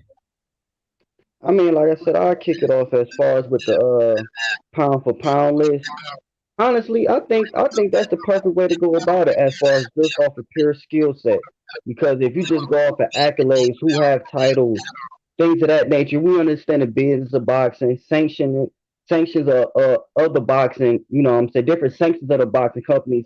The business of boxing is all in between, you know what I'm saying, these things. That don't, at the end of the day, when you in between, when you in that ring and it's time for the match, all you got is your skills, man. You know what I'm saying? The crowd behind you, your name, whatever, all that goes out the window. The best boxer should win. Of course, you get, robberies here and there, but at the end of the day, it's all about accolades. Now, do competition matter? Yes, that goes in effect, of course. So I can see why certain people on that pound for pound list will go into who have you fought. You know what I'm saying? Which obviously that leads into with Canelo. It's plenty of fights we think fighters Canelo should have made and who he have fought that he have actually ducked or chose not to fight, but fought people of a lower caliber. You see what I'm saying? So when it comes to the pound for pound, it's all about accolades, it's all about skill. And then honestly, how you looked at it, knockout when you mentioned about not necessarily you looking at them as all the same size, but this Tyson Fury versus Earl Spence. You know what I'm saying? You just going off the straight skills, and that's really how it should be. It shouldn't be any emotional connection or fans of boxers and things of that nature. So as far as the pound for pound, it should just be off the skill set. You know what I'm saying? What guys is more dynamic, who can bring more to the table. And as far as Canelo, you know what I'm saying? It's just a conclusion, man. Canelo is just trying to, you know what I'm saying, build up stats, build up accolades to boost his career and boost his name to be the face of boxing or whatever. He ain't trying to fight nobody. Don't main monsters, don't main killers at the top. He ain't trying to fight. I mean, he been doing that since Floyd. So, you know what I'm saying? That's pretty much what I had to say as far as, you know what I'm saying, you guys been speaking on. Salute to the chat too and the brothers on the panel. You're looking out, knockout. Let me on the panel for sure. Always, bro. Las Vegas Leon, salute to you in the building. I think that's So here's my thing, man. Just to wrap it up, and I'll pass it over to Batman and Connor and let them cook. Here's my issue with this whole conversation that we're having about pound for pound list. Instead of trying to understand somebody's train of thought, I think too many times people go to say, "Oh, that's a biased list. Oh, you just showing favoritism towards your favorite fighters and shit like that." Instead of finding out, yo, why is that your list? Why do you think that way? Break your list down for me. People immediately go to trying to shit on you and trying to shit on your integrity as a boxing fan, bro. And to me, that shit weak. That's whack because everything that I say or every opinion that I have is based on logic and it's based on how I view the sport of boxing. You may not agree with how I view the sport of boxing, but that's why we got Conor Loco Sports. That's why we got Ricky Williams. That's why we have L-Dub. That's why we have all these other channels and content to give you a different perspective so you can try to find what you're looking for. But if you want clarity on somebody's list, on my list in particular, I give you that shit, bro. And from now on, that's why I wanted to do this whole live stream from now on. So people won't be asking. I don't give a damn about no accolades and none of that shit no more, bro. Cause I was trying to be cool. Like, for instance, bro, Alexander Usyk, he number one, and that's really mainly based off of accolades and resume. And I'm getting some feedback from somebody, so I'm gonna mute everybody. Then I'll let y'all talk when it's y'all turn. Alexander Usyk, that's strictly off of what he was able to do at cruiserweight and heavyweight. But when I actually watch him fight, like, yeah, he got good angles. He got good movement for a big dude. But it's dudes that's on my list up under him that got a lot better feet. It's dudes on my list up under him that have much better hand speed. They have much better power. That if they were the same size, I believe would wash Alexander Usyk. But here I am putting him number one overall pound for pound because I'm giving him credit for his accolades and what he accomplished. You know what I'm saying? So I'm off of that shit. I'm not doing that shit no more. So I hope y'all enjoyed the first two lists because we've only done two lists on this channel because I ain't these type of people that's gonna make a pound for pound list every month. We only do two lists a year, one in the middle of the year, one at the end of the year. So I'm just trying to get everybody ready. You can come back and play this video January 5th, 2022. I let y'all know my list is changing, bro. I'm changing the way that I do it moving forward. So hopefully y'all can get on board with that. If you can't, still check out the content, still hit the like button. We love to have you here as a subscriber. You feel me? But and as far as the Canelo Alvarez, listen, it's no hate. Again, Canelo Alvarez, a lot of people don't even put him on their pound for pound list.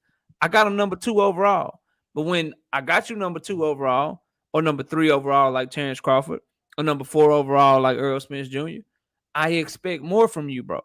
That's how I judge athletes. I expect greatness when I put you on a pedestal like that, when I see a good skill set, when I see that you can go get great fights. I'm holding you to the same standard that I hold every other fighter to. No more or no less. So that's all I got on that part of it. Kono, what you thinking, man? What you want to add to the convo?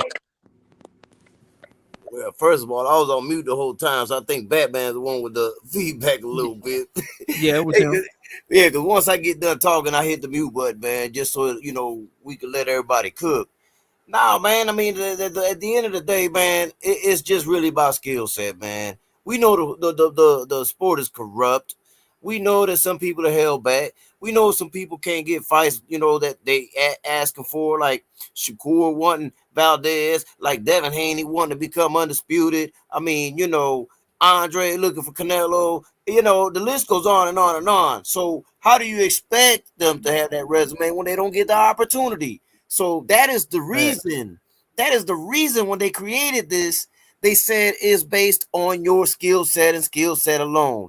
Because no matter how corrupt or politics get involved, your eyes will tell you who you think will win. If these two fighters was in the same weight division, you match them up, skill set for skill set, who do you think will win?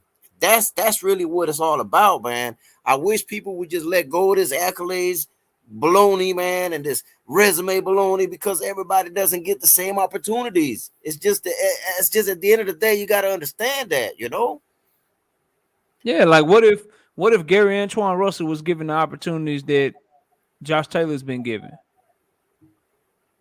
Then what would happen? What if he got the opportunities that Jose Ramirez was given? I think he beats Josh Taylor. That's the thing. That's the funny part. I think he beats Josh Taylor, bro. That's what I'm saying. With that jab and that work rate that he got, number one, you're gonna have to hurt him, because kind of like Errol Spence, his work rate is so good and it's so high that it's hard to win rounds off of Gary Antoine Russell, because he don't stop punching, bro.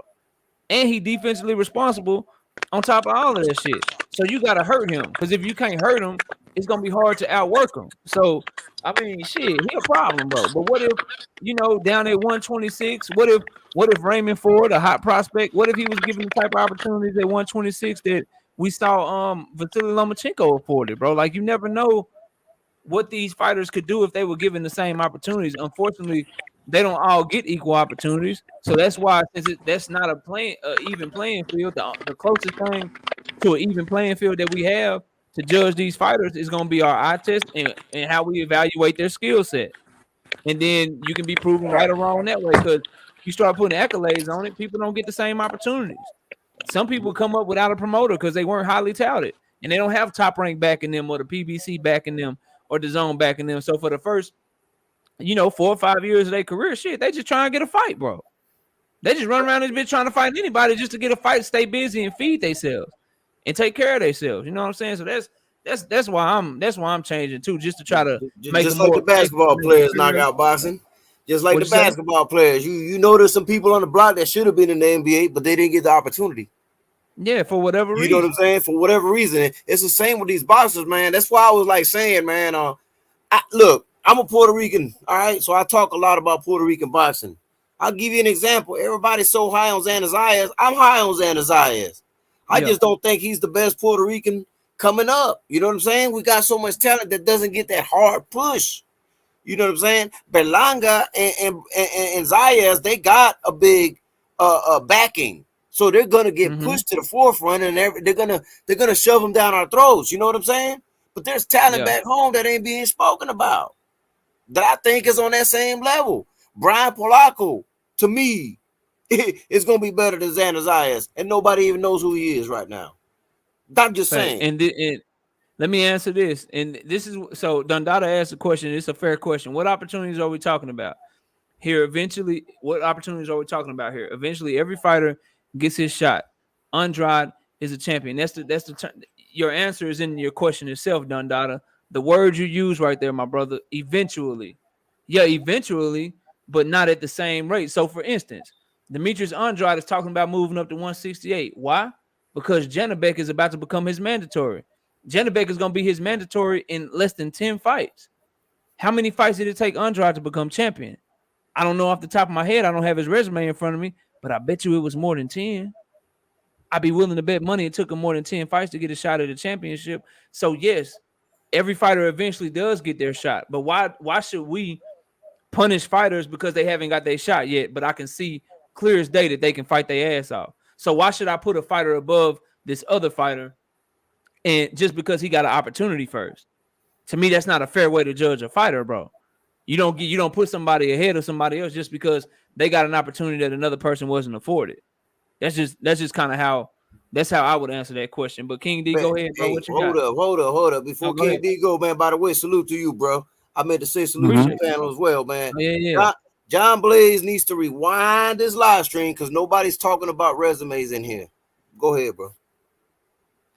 Go ahead, King D. Yeah, just like basically, yeah, the land back. That's why I just got to go back to the skill sets, and that's why you got panels where you actually have true boxing fans. Usually when you come on these channels and you hear other brothers that actually have depth and knowledge and has a love for the art of boxing. It's about boxing, not fans of boxers. So when you have fanboys, that knockout always say you got fans of boxers where they don't hold in particular boxers to the same standard that, what I'm saying, we all hold all boxers accountable because it's about the boxing form. So it goes back to skill set about, what I'm saying, who had his in particular title, who has these opportunities at these belts, just like they're trying to do with King Kong Ortiz. You know what I'm saying? That he was an eliminator for the IBF. Now they're trying to come up with another eliminated tournament for him to become mandatory. Yeah, I talked about that shit. He already turned that shit down too, bro. And Ack, salute to you, bro. Y'all go subscribe to my brother, the Jab Jamboree. And Ack, if you want to hop on, let me know. I'll drop the link for you. But go ahead, King. Mm-hmm. Right, and that's a clear example. If that was someone else, a prime fighter or whatever, whether it's through Matchroom or anything, they probably would have been, automatically declared a mandatory for the championship. You know what I'm saying? So that's where it comes into opportunities eventually. But if you just go off the skill set, and you be honest and don't be subjective, at the end of the day, that's how you come with your pound for pound. And like I said, everyone has a different eye for boxing. Some is better than others. Some prefer different skill sets than others, especially according to the competition and weight class you in, especially outside the heavyweight division. So it's like to actually hate or personally attack someone off of their pound for pound list. But if it's built off a skill set, we all can have an agreement at the end of the day. You see what I'm saying? And that's why ultimately we want the best to fight the best. You see what I'm saying? You want a Tank versus Devin. You want a Loma to fight, Devin or Tank. So at the end of the day, we can really see these skill sets, manifest themselves within the ring. That's the whole point of us watching. That's the reason we want to see EJ and Bud, because at the end of the day, it has to be the best. Someone has to be the best. You know what I'm saying? Someone has to be the better two guys. That don't make one guy lesser than the other. You see what I'm saying? You lose some, you win some, man. I say that all the time, and let me pass the Batman. But first, let me say I say this all the time, bro. Like, I want to see this shit. I want to see if I'm right, bro. I want to see if I'm right or wrong. If I really know boxing as well as I think I do. I like to be right, but I love clarity more than anything. That's why I ain't scared to say like, yo, put Shakur and Haney in there and let me pick the winner. See if I know what I'm looking at. Put Haney and Tank in there. Let me pick a winner. See if I know what I'm looking at. Put Gary Russell Jr. and Leo Santa Cruz or Gary Russell Jr. and Tank Davis in the ring and let me pick a winner and let me find out if I really know what I'm looking at in the boxing ring, bro. That's why that's what I want to know. Like, I want to see these fights, bro. So it ain't no hating, you know what I'm saying? Because my list is a certain way. I just think these fighters will beat up every other fighter in the world if they were the same size. But Batman, welcome back, brother. You was having some issues, but what you got, man? Go ahead, and the floor is yours, brother. Man, I remember at one time at one time in my life, HBO used to always have it right, man. One time in my life, but now, ESPN involved in the mix. They want to put their favorite. They want to just push everything to their favorite fighter. The only person they give respect to is Canelo Alvarez because they want him over there. But shit, man. Look, man. Everybody know who the skillful fighters is in boxing, man. When you look at it, man. It's just we not getting, because of these promotion companies, we not getting who we want in the ring together. That's crazy. I remember when everybody was up under HBO umbrella, that's why the pound for pound list was right. But what up, DP? Yeah, I agree, bro. And that's the crazy part. Like, so as a boxing fan, you mean to tell me like it's so bad the ESPN they don't even let you know when the other promotional outfits have a fight and shit. Like, you can go to their boxing schedule and shit on their website. They don't have none of the Fox fights. You wouldn't even know if you went to ESPN and look at what the boxing schedule was for the week of for the week or whatever, you wouldn't even know that there's a Showtime card on tomorrow, bro. It used to be like I that, mean, on but now, Friday. You know what I'm but saying? You now, wouldn't even know that shit. but now, listen, it used to be like that, but now you got you got Top Rank over there. Man, you know, y'all know how it is, man. Yeah.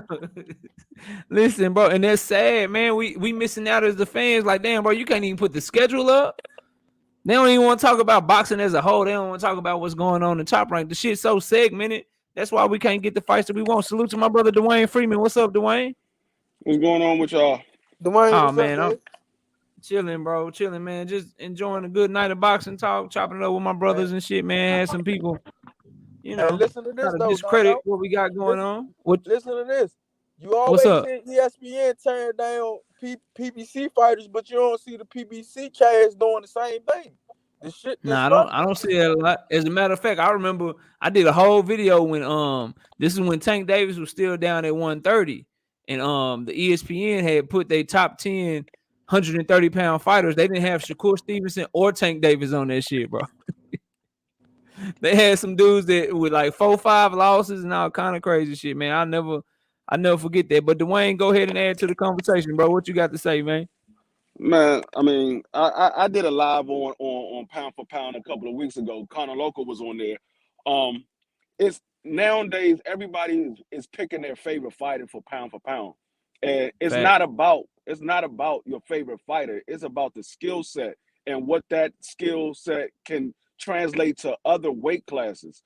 And people got away from that, and they just want to put their favorite fighter because they like this fighter. Oh, I like this fighter, so I want to put him in a pound for pound. But that fighter might have lost to somebody that's already in the pound for pound, and you're going to put him above that fighter. It's not. It doesn't work like that. Just like Lomachenko, everybody want to put Lomachenko in the top 3 or 4.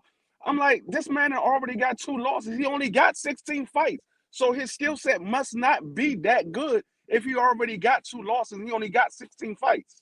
So, I mean, like I said, everybody is looking to put their favorite fight in there.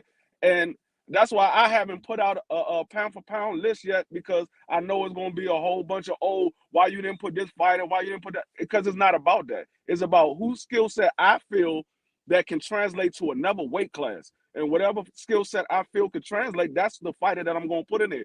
Whether it's Gary Russell, whether it's Tank Davis, Devin Haney, Shakur Stevenson, whoever it is, and that's another thing people have to realize. Pound for pound is based on an opinion, what you think that skill set can do in another weight class. It's not a definite shot of what it's going to do. It's what you think it's going to do.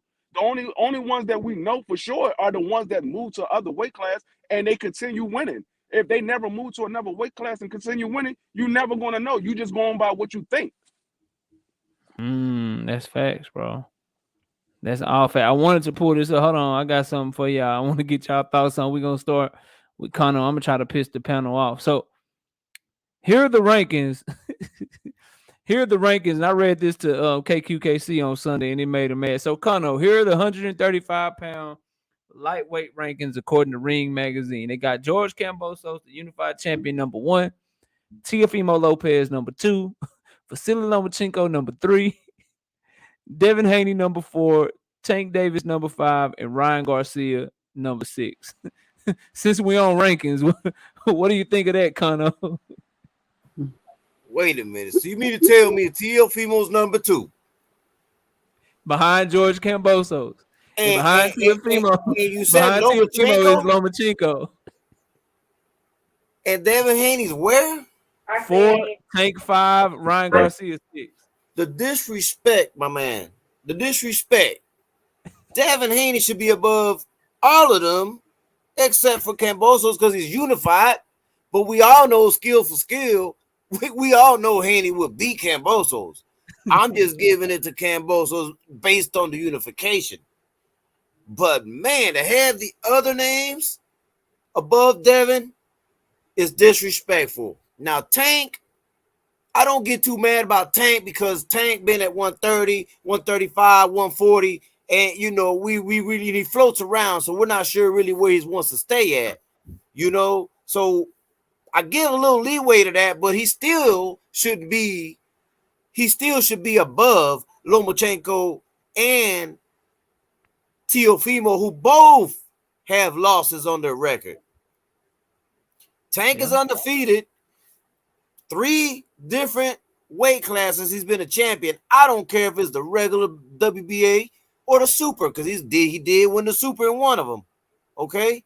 WBA regular, it was always the regular belt. This is what people need to understand. All this shit that they creating above now, that's the dumb shit. That's like saying Devin Haney ain't the real WBC champion. We know that's the real WBC belt. Not the damn franchise. So you mean to tell me, man, that Earl Spence Jr. ain't the real WBC champion? I'm asking for a friend. Now I'm asking for a friend. Does the WBC belt that Spence got, is that the same one that Devin Haney got? Yeah, man, they got the same belt. He got the same one Josh Taylor got. So it is the real WBC belt, right? Yeah. So why were they trying to discredit that? I don't understand that list, man. That's crazy, man. And I like to say something, man. My man, if you was talking to the chat, my bad, bro. I didn't know you was flip-flopping on the chat, man, when you was talking about the resume thing, man. But I don't dodge any smoke, man. I will always willing and gladly, invite you to chop it up. I like to have receipts. So as we go through this, let me do this, and then we'll pass to the homie King D. So I like to keep the receipts. So let's see. We want to go to this screen right here. I'll share that, right? Then we're gonna go right here. Just in case y'all think I'm lying. Can y'all see the list? Do I need to make it bigger? Hold on. Yeah, make it a little bit bigger. How about now? That's good.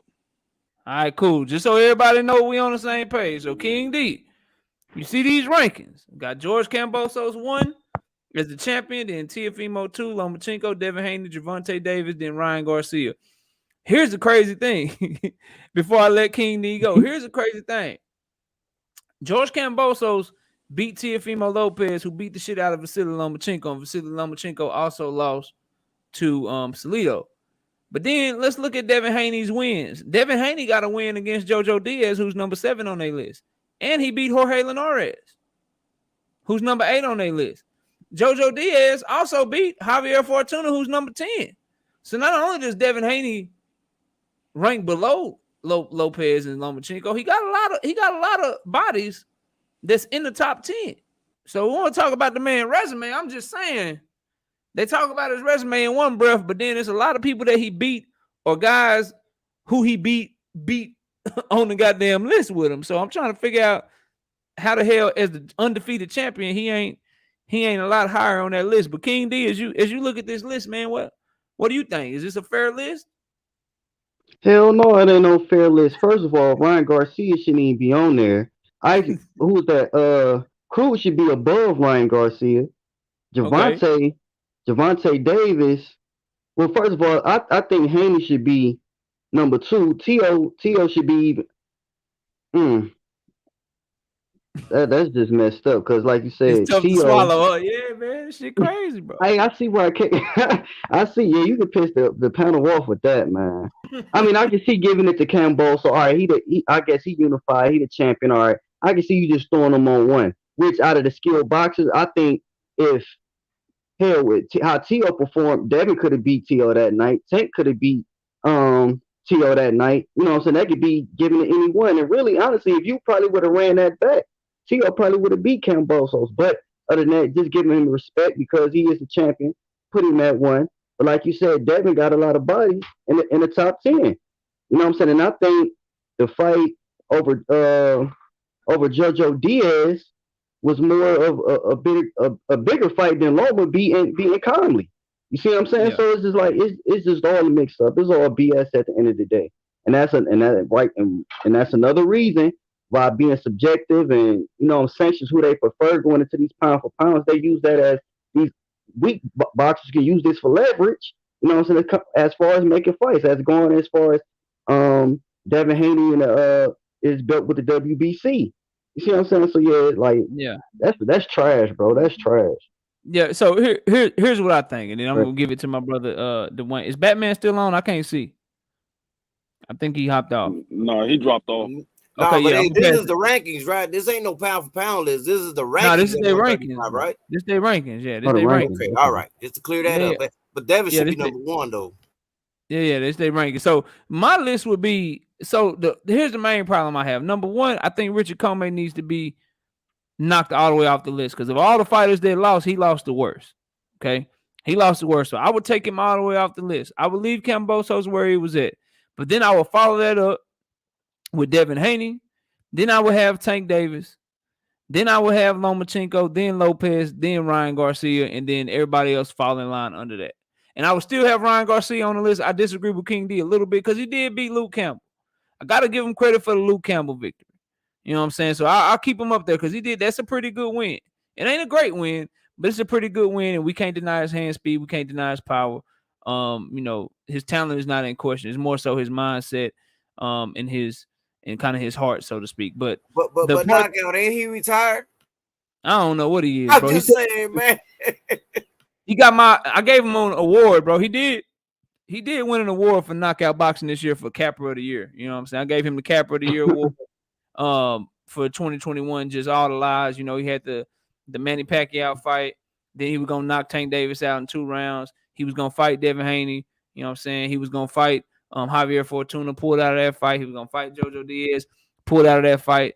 So yeah, he got Capper of the Year award, but he does belong in the round. I ain't really too mad at where he's at because he's behind all the people that I think he needs to be behind. It's 1 through 4 I got a problem with. Like those names need to be flipped and flopped and switched around, in my opinion. And I would have Lomachenko over Lopez simply out, even though Lopez beat him. I would have him over him right now simply off the strength of he had a much better 2021.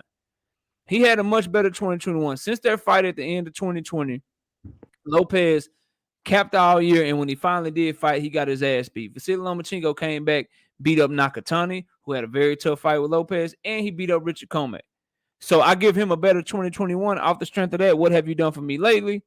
I'd have Lomachenko over Lopez, but it would be Kambosos, then Haney, then Davis. Then I'd have Lomachenko, then Lopez, then Ryan Garcia. That would be my top 5 or 6. But Dwayne Freeman, what you got on this list, brother? What you think of this list? Man, I talked about this list yesterday on my live. Man, this list is straight garbage. And pretty much I got it pretty much the same way you got. Kambosos number 1, Devin Haney number 2, Tank Davis number 3. I put Lopez over Lomachenko just because Lopez beat Lomachenko. Yeah. So I put them 4 and 5. I put them 3 and 4, but Ryan Garcia, I'm putting him all the way down at 10 because he ducked everybody that's below him. Now that's a fact. He ducked Fortuna, he ducked Linares, he ducked JoJo. Hold on, bro. He was having mental issues though against Fortuna. Man, he broke his hand. He having mental issues in Miami at Miami Beach. So man, like I said, but man, we all know, like I said, they want to put their favorite fighters in there, and so that's why they got this ranking the way it is, because it's all based on who their favorite fighter, and they can't put Tank Davis and Devin Haney too far down because they know they're going to get a big backlash off of it. But because they got Lopez and Lomachenko on there above them, ain't nobody really saying too much because everybody already said, "Oh, these are the top fighters in the division." But truth be told, Lopez is moving to 140, so he shouldn't even be on the list anyway. Facts. He out, and Bob Arum already came out and said that, and that's what I want to. Man, I'm glad you segue in there. Let me stop sharing my screen right quick. Let me stop sharing this screen.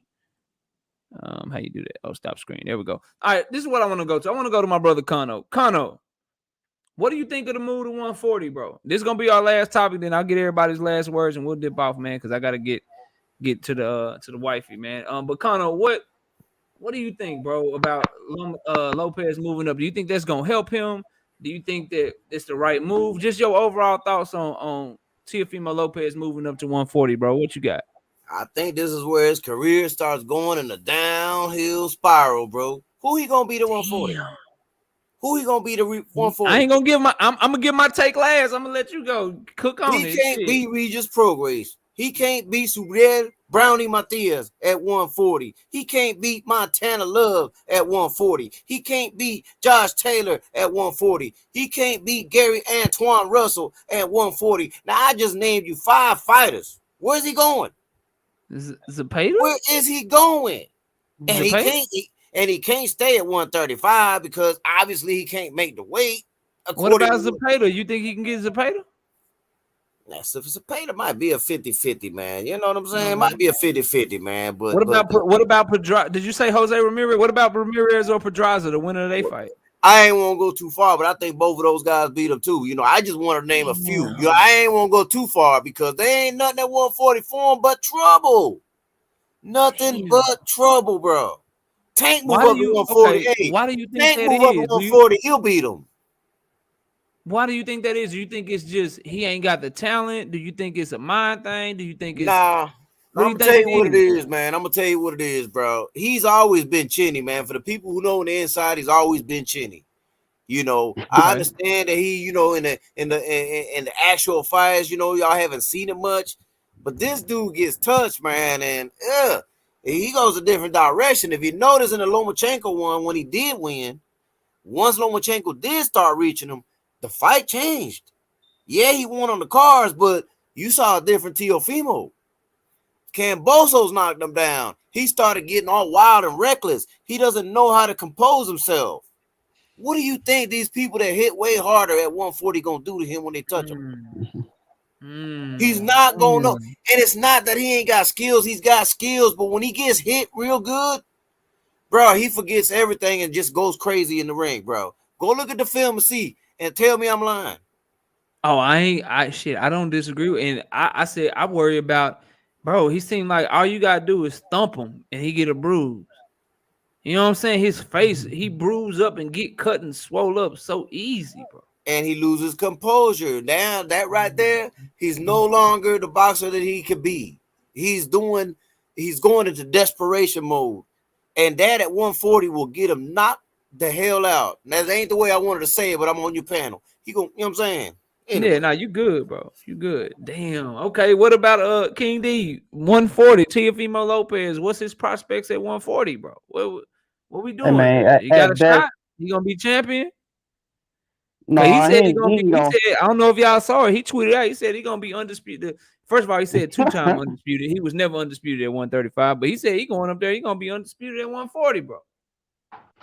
And T.O. doing what he usually do, man. Just clout chase, man. At the end of the day, and honestly, I think at the one he mainly BC level, man, amongst the 140. The only leverage he really had at lightweight was that he had a belt. You know what I'm saying? He got touched up by Camboso. So imagine the power that he gonna match at 140, man, against bigger, stronger guys, man, and guys that's more hungry. Montana too pretty level out. These guys is coming up and they trying to make them a name. And if you beat Teo Lopez, hey, that's gonna be a good marketing win, man. He gonna be like a damn gatekeeper. He gonna be like basically the Sean Porter of that class right there, man. As long as his father is still whatever in his corner, whatever, he gonna have to make a whole new change. You know what I'm saying? A new team. And he may take some time to work because there's a lot of holes on this game Camboso didn't expose, man. You know what I'm saying? It's gonna be ugly, man. I feel you. I think T.O. a good fighter, but he gonna have a lot to work on, and I think he should have just stayed where he was at. But see, I don't know, man. I think the fight over Loma, that was pretty much the high rise of T.O.'s career, man. T.O.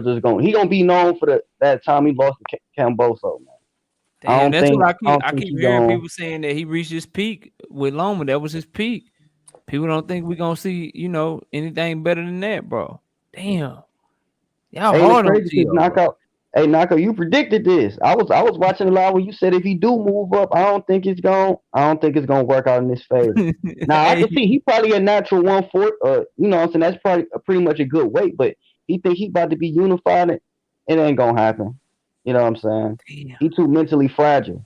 You know what I'm saying? And like in this generation of fighters, man, it's like when you take that first L, you know what I'm saying? It's kind of like you ain't great no more. So, you know what I'm saying? How he is on social media, all all that is gonna come up against him, man. He gotta get his life in order first before he step in that ring. Because it's some monsters up there for sure. You know what I'm saying? Let's Real make a quick, monster of them. real quick, John Blaze. If that fight ever happened, bro, come to the channel. I'll bet you, bro. I'll bet you whatever you want to bet. He said he think Navarrete will beat Shakur Stevenson, Kano. The same guy that didn't want to fight him before, right? Okay. Yeah, Just like I bet him on Valdez, that don't one too. want to fight him either, right? I'll I take that bet. And by the way, I'm not saying Teofimo one loss is the end of his career. I'm saying him going to 140 is the end of his career. And the reason I say that is because he gonna have a puncher's chance because he does have a good, strong right hand. Yeah, he can But punch. he ain't got no chin to hold up at the 140, bro. He just don't. Look, you're gonna see it. I bet you they're gonna keep him away from certain fighters when they move him up to 140. But he ain't gonna be able to keep him away for long if he want to be undisputed. I'm telling you right now, bro. I know bro. Let me just stop. Let me pass it on. Go ahead. I don't know about the spill the beans. Go ahead, Dwayne. What you got, bro? 140 for Teofimo. What we doing? We believe in it. He got a shot. No, he has no shot. You took a loss from Cambosa, and you decided to move to 140. That's not the answer. The answer is not to move to 140. You got Brian Norman Jr. You got Gary Antoine Russell. You got Pedraga. You got Zepeda. You got Jose Ramirez. You got Regis Prograis. You got Montana Love. You're not beating none of those guys. Pedraga fights exactly like Cambosa. He just got a little bit more power. All the rest of those guys got power. You're not beating none of those guys. The only one that don't have a excellent boxing skill is Jose Ramirez. All the rest of them got boxing skills. And they got power. That's a damn good name. B. Brown just threw another one. Brandon Lee. Brandon Lee might be Brandon a problem. Lee too. Yeah, he not beating none of those guys. So the answer is not moving to 140. The answer is to get your father out of your corner. That's the answer. Your father is not giving you the right instructions when you're down on the cards. Just like when Danny Garcia was down on the cards to Errol Spence. Danny Garcia's father was giving him instructions. It's just the instructions wasn't going to work with Errol Spence. So your father just telling you, oh, you're doing good, you beating him up. I'm sitting there looking at the fight. You're not looking at your son when he come back to the ring. He's coming back to the corner. You're looking beat up worse every time. So you got to get your father out of the corner. Moving up to 140 is not going to be the answer. So that's all I got on it. Listen, I agree a lot of with what everybody on the panel was saying. My main thing and my main reason, because I think Teofimo got the talent. I think he can fight. You know what I'm saying? I think based off of what I heard in his corner from his father in his last fight with Cambosos, I think he's been getting by on talent. I think he's a highly talented fighter. My issue is I don't believe in him doing anything. I don't give a damn 135, 130, 140, 147. You can pick the weight class. I don't see him doing anything until he gets his pops out of his ear. That's not to say his dad can't hold the mitts or something. You know what I'm saying? Hold the water bottle, hold the heavy bag for him. But as far as giving him instructions, training him, he's going to be at a disadvantage in every fight that he's in because of who his trainer is. Because, number one, his dad is emotional as shit. And your job as a trainer is to make sure that your fighter is ready and prepared mentally to fight. And he don't do that. He get his son so amped up. He talks so much shit to the other team. Just go watch how Teofimo came out in the Cambosos fight. He came out throwing club punches, bro. Throwing club punches from his feet, trying to get the first round knockout because his dad was so emotional through the whole build-up, and his dad said that's what he was going to do. So he was out there trying to make his dad look like a prophet. So his charisma and composure, that shit is off. That hurts Teofimo. Another thing that hurts him is that his daddy, bro, your trainer, number one job, they got to tell you the truth. Right? Don't come in here lying to me. If I'm getting my ass kicked, tell me I'm getting my ass kicked, bro. If I'm winning the fight, if I'm being successful, tell me I'm being successful and I'm winning the fight. The last thing you're supposed to do as a trainer is go in there, see your son get knocked down in the first round, have a horrible first round, and your response to him is, he didn't catch you with a shot, you just slipped. Like you setting that young man up for failure, bro. That's just the bottom line. And then as the fight went on, I didn't hear any instructions. Hey, he keep catching you with the same right hand. He keep catching you with the same right hand over and over. Here's how you get out of it. Here's how you can see it coming. go this way and shoot your jab. This punch right here is wide open. This is what you need to do to get your shit off and have better defense. I didn't hear none of that shit. What I heard from him was beat his ass, knock him out. What are you doing? What are you doing? Knock him out right now. You can go knock him out. He has nothing on you. Like, bro, you sound like a fan, bro. He sound like me cheering for the Dallas Cowboys, bro. I'm just telling y'all, like, he sound like he don't know what the hell he talking about, bro. When he be in that corner trying to give his son instructions. He sound like me telling the cat, man, run, bro, run, tackle him, run, throw the ball, man, get rid of the ball, don't get sacked. Like, I don't know what I'm looking at. I don't know. I'm a casual when it comes to football. Teofimo Lopez Sr. be sounding like a casual when he giving his son instructions. So I don't have a problem with him moving up to 140. I just don't think that that's the move as long as his daddy is his trainer, bro. I don't care where he's fighting.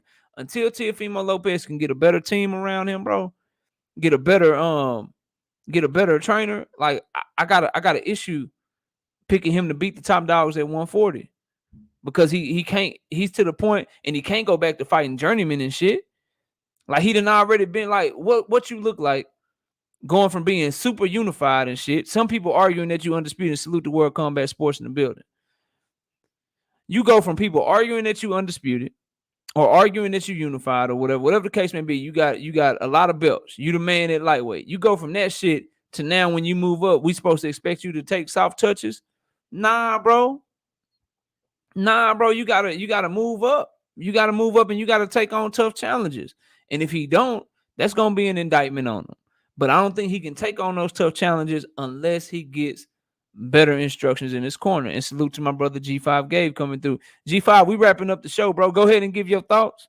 And then I'm gonna let Kano and them get their last words, and you can give your last words, and then I'm hopping off. But go ahead, bro. What you got on everything you've been hearing tonight? Man, y'all been cooking, man. I've been over here taking care of business. I've been in the chat. I had stopped coming. I was like, man, these boys over here cooking. Salute Kano, E. Freeman. Salute my brother. Salute, bro. Yeah, G5, they've been coming at me today. When I be talking about thanking them, bro, they don't even say shit, bro. Man, they be telling me I'm keeping it real, bro. What's up with this? Yeah, man, because everybody, these ultra meat mushers or meat masters, aka fanboys, you know what I'm saying? They when the truth comes out and you can prove it with facts, it make the bitch come out of dudes, bro. It don't matter who it is, man. These dudes cannot help it. You know what I'm saying? It's like an emotional person in a relationship. You know what I'm saying? No matter what you say, they always got something to say. Or if you hit them with a fact, they trying to hit you with a question. Bro, can you even answer what I said first?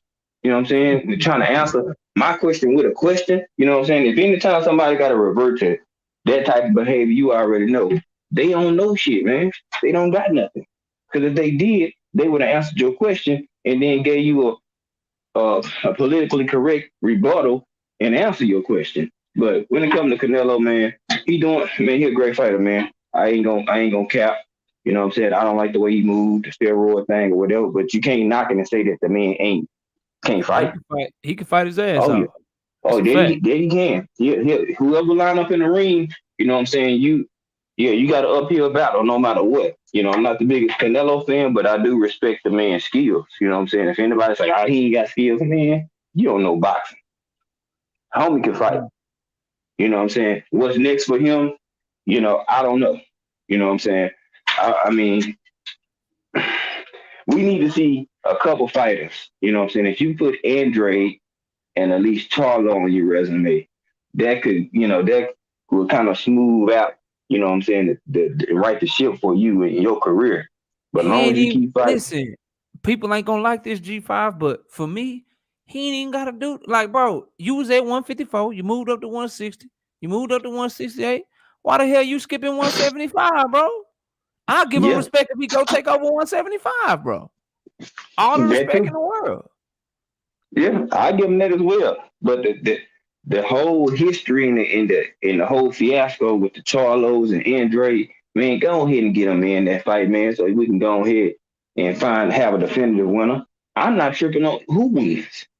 I'm a boxing fan first, not a fan of a fighter first. And that's what some of you cats don't understand. Y'all are ride or die for a fighter, but you won't even ride or die for your own woman, though.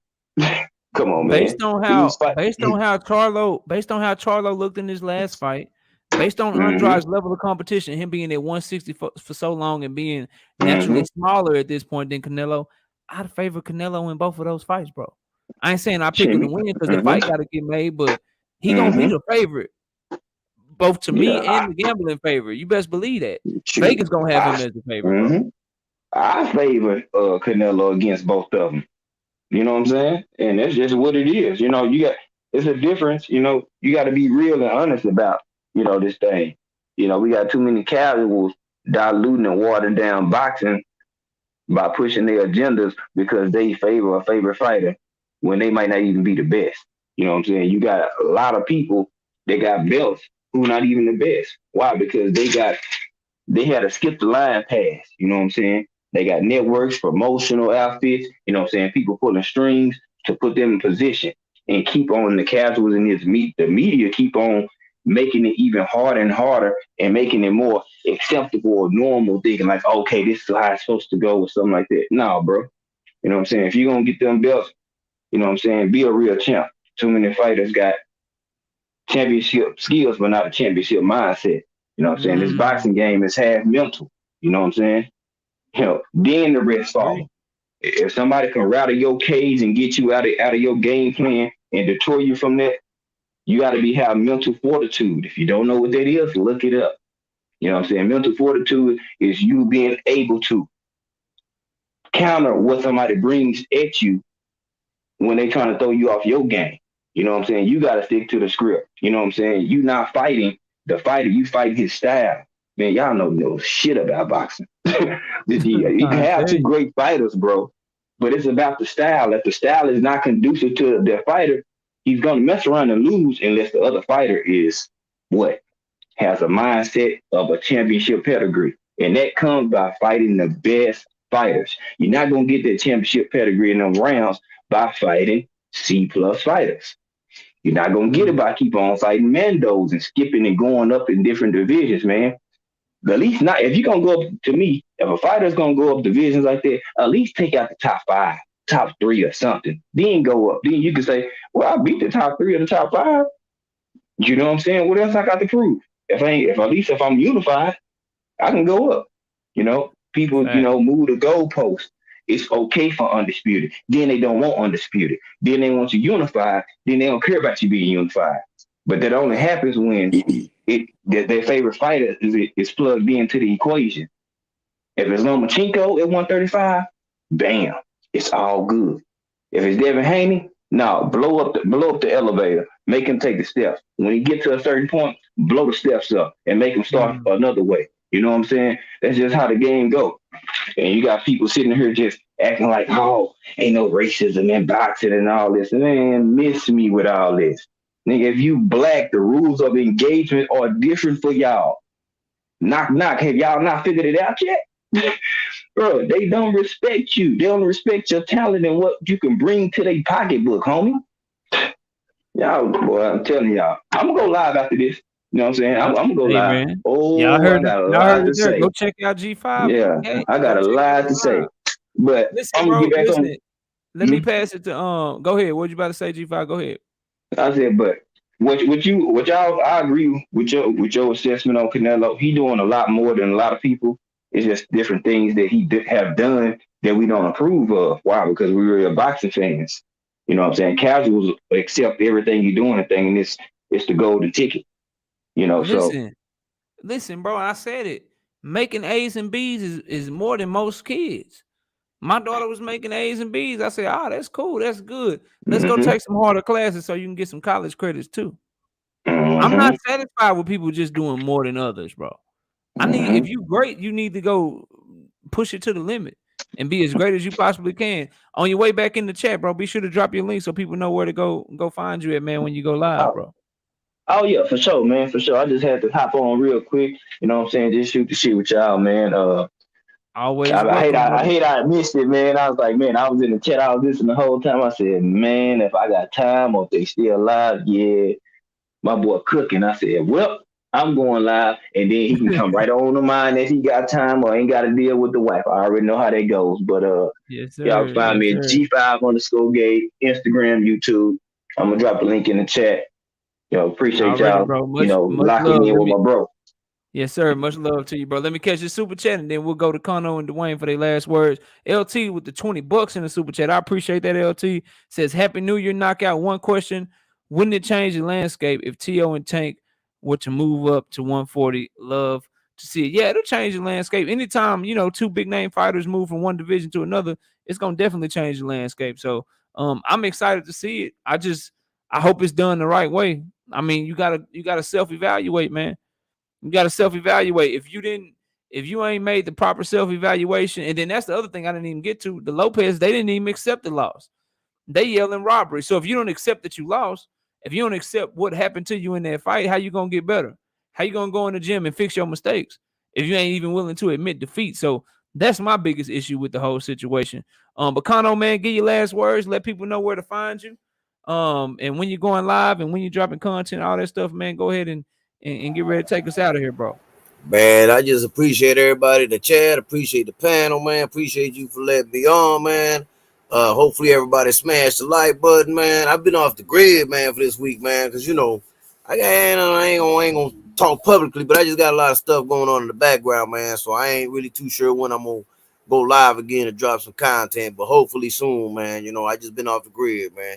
But hey, folks will bump into me, man, if they really want to see where I'm at, man. I ain't gotta drop no link or nothing, bro. They'll find me. Already, bro. But you're more than welcome to if you want to, brother. Dwayne Freeman, go ahead and give your last words, man. Let them know where to find you and all that good stuff, man.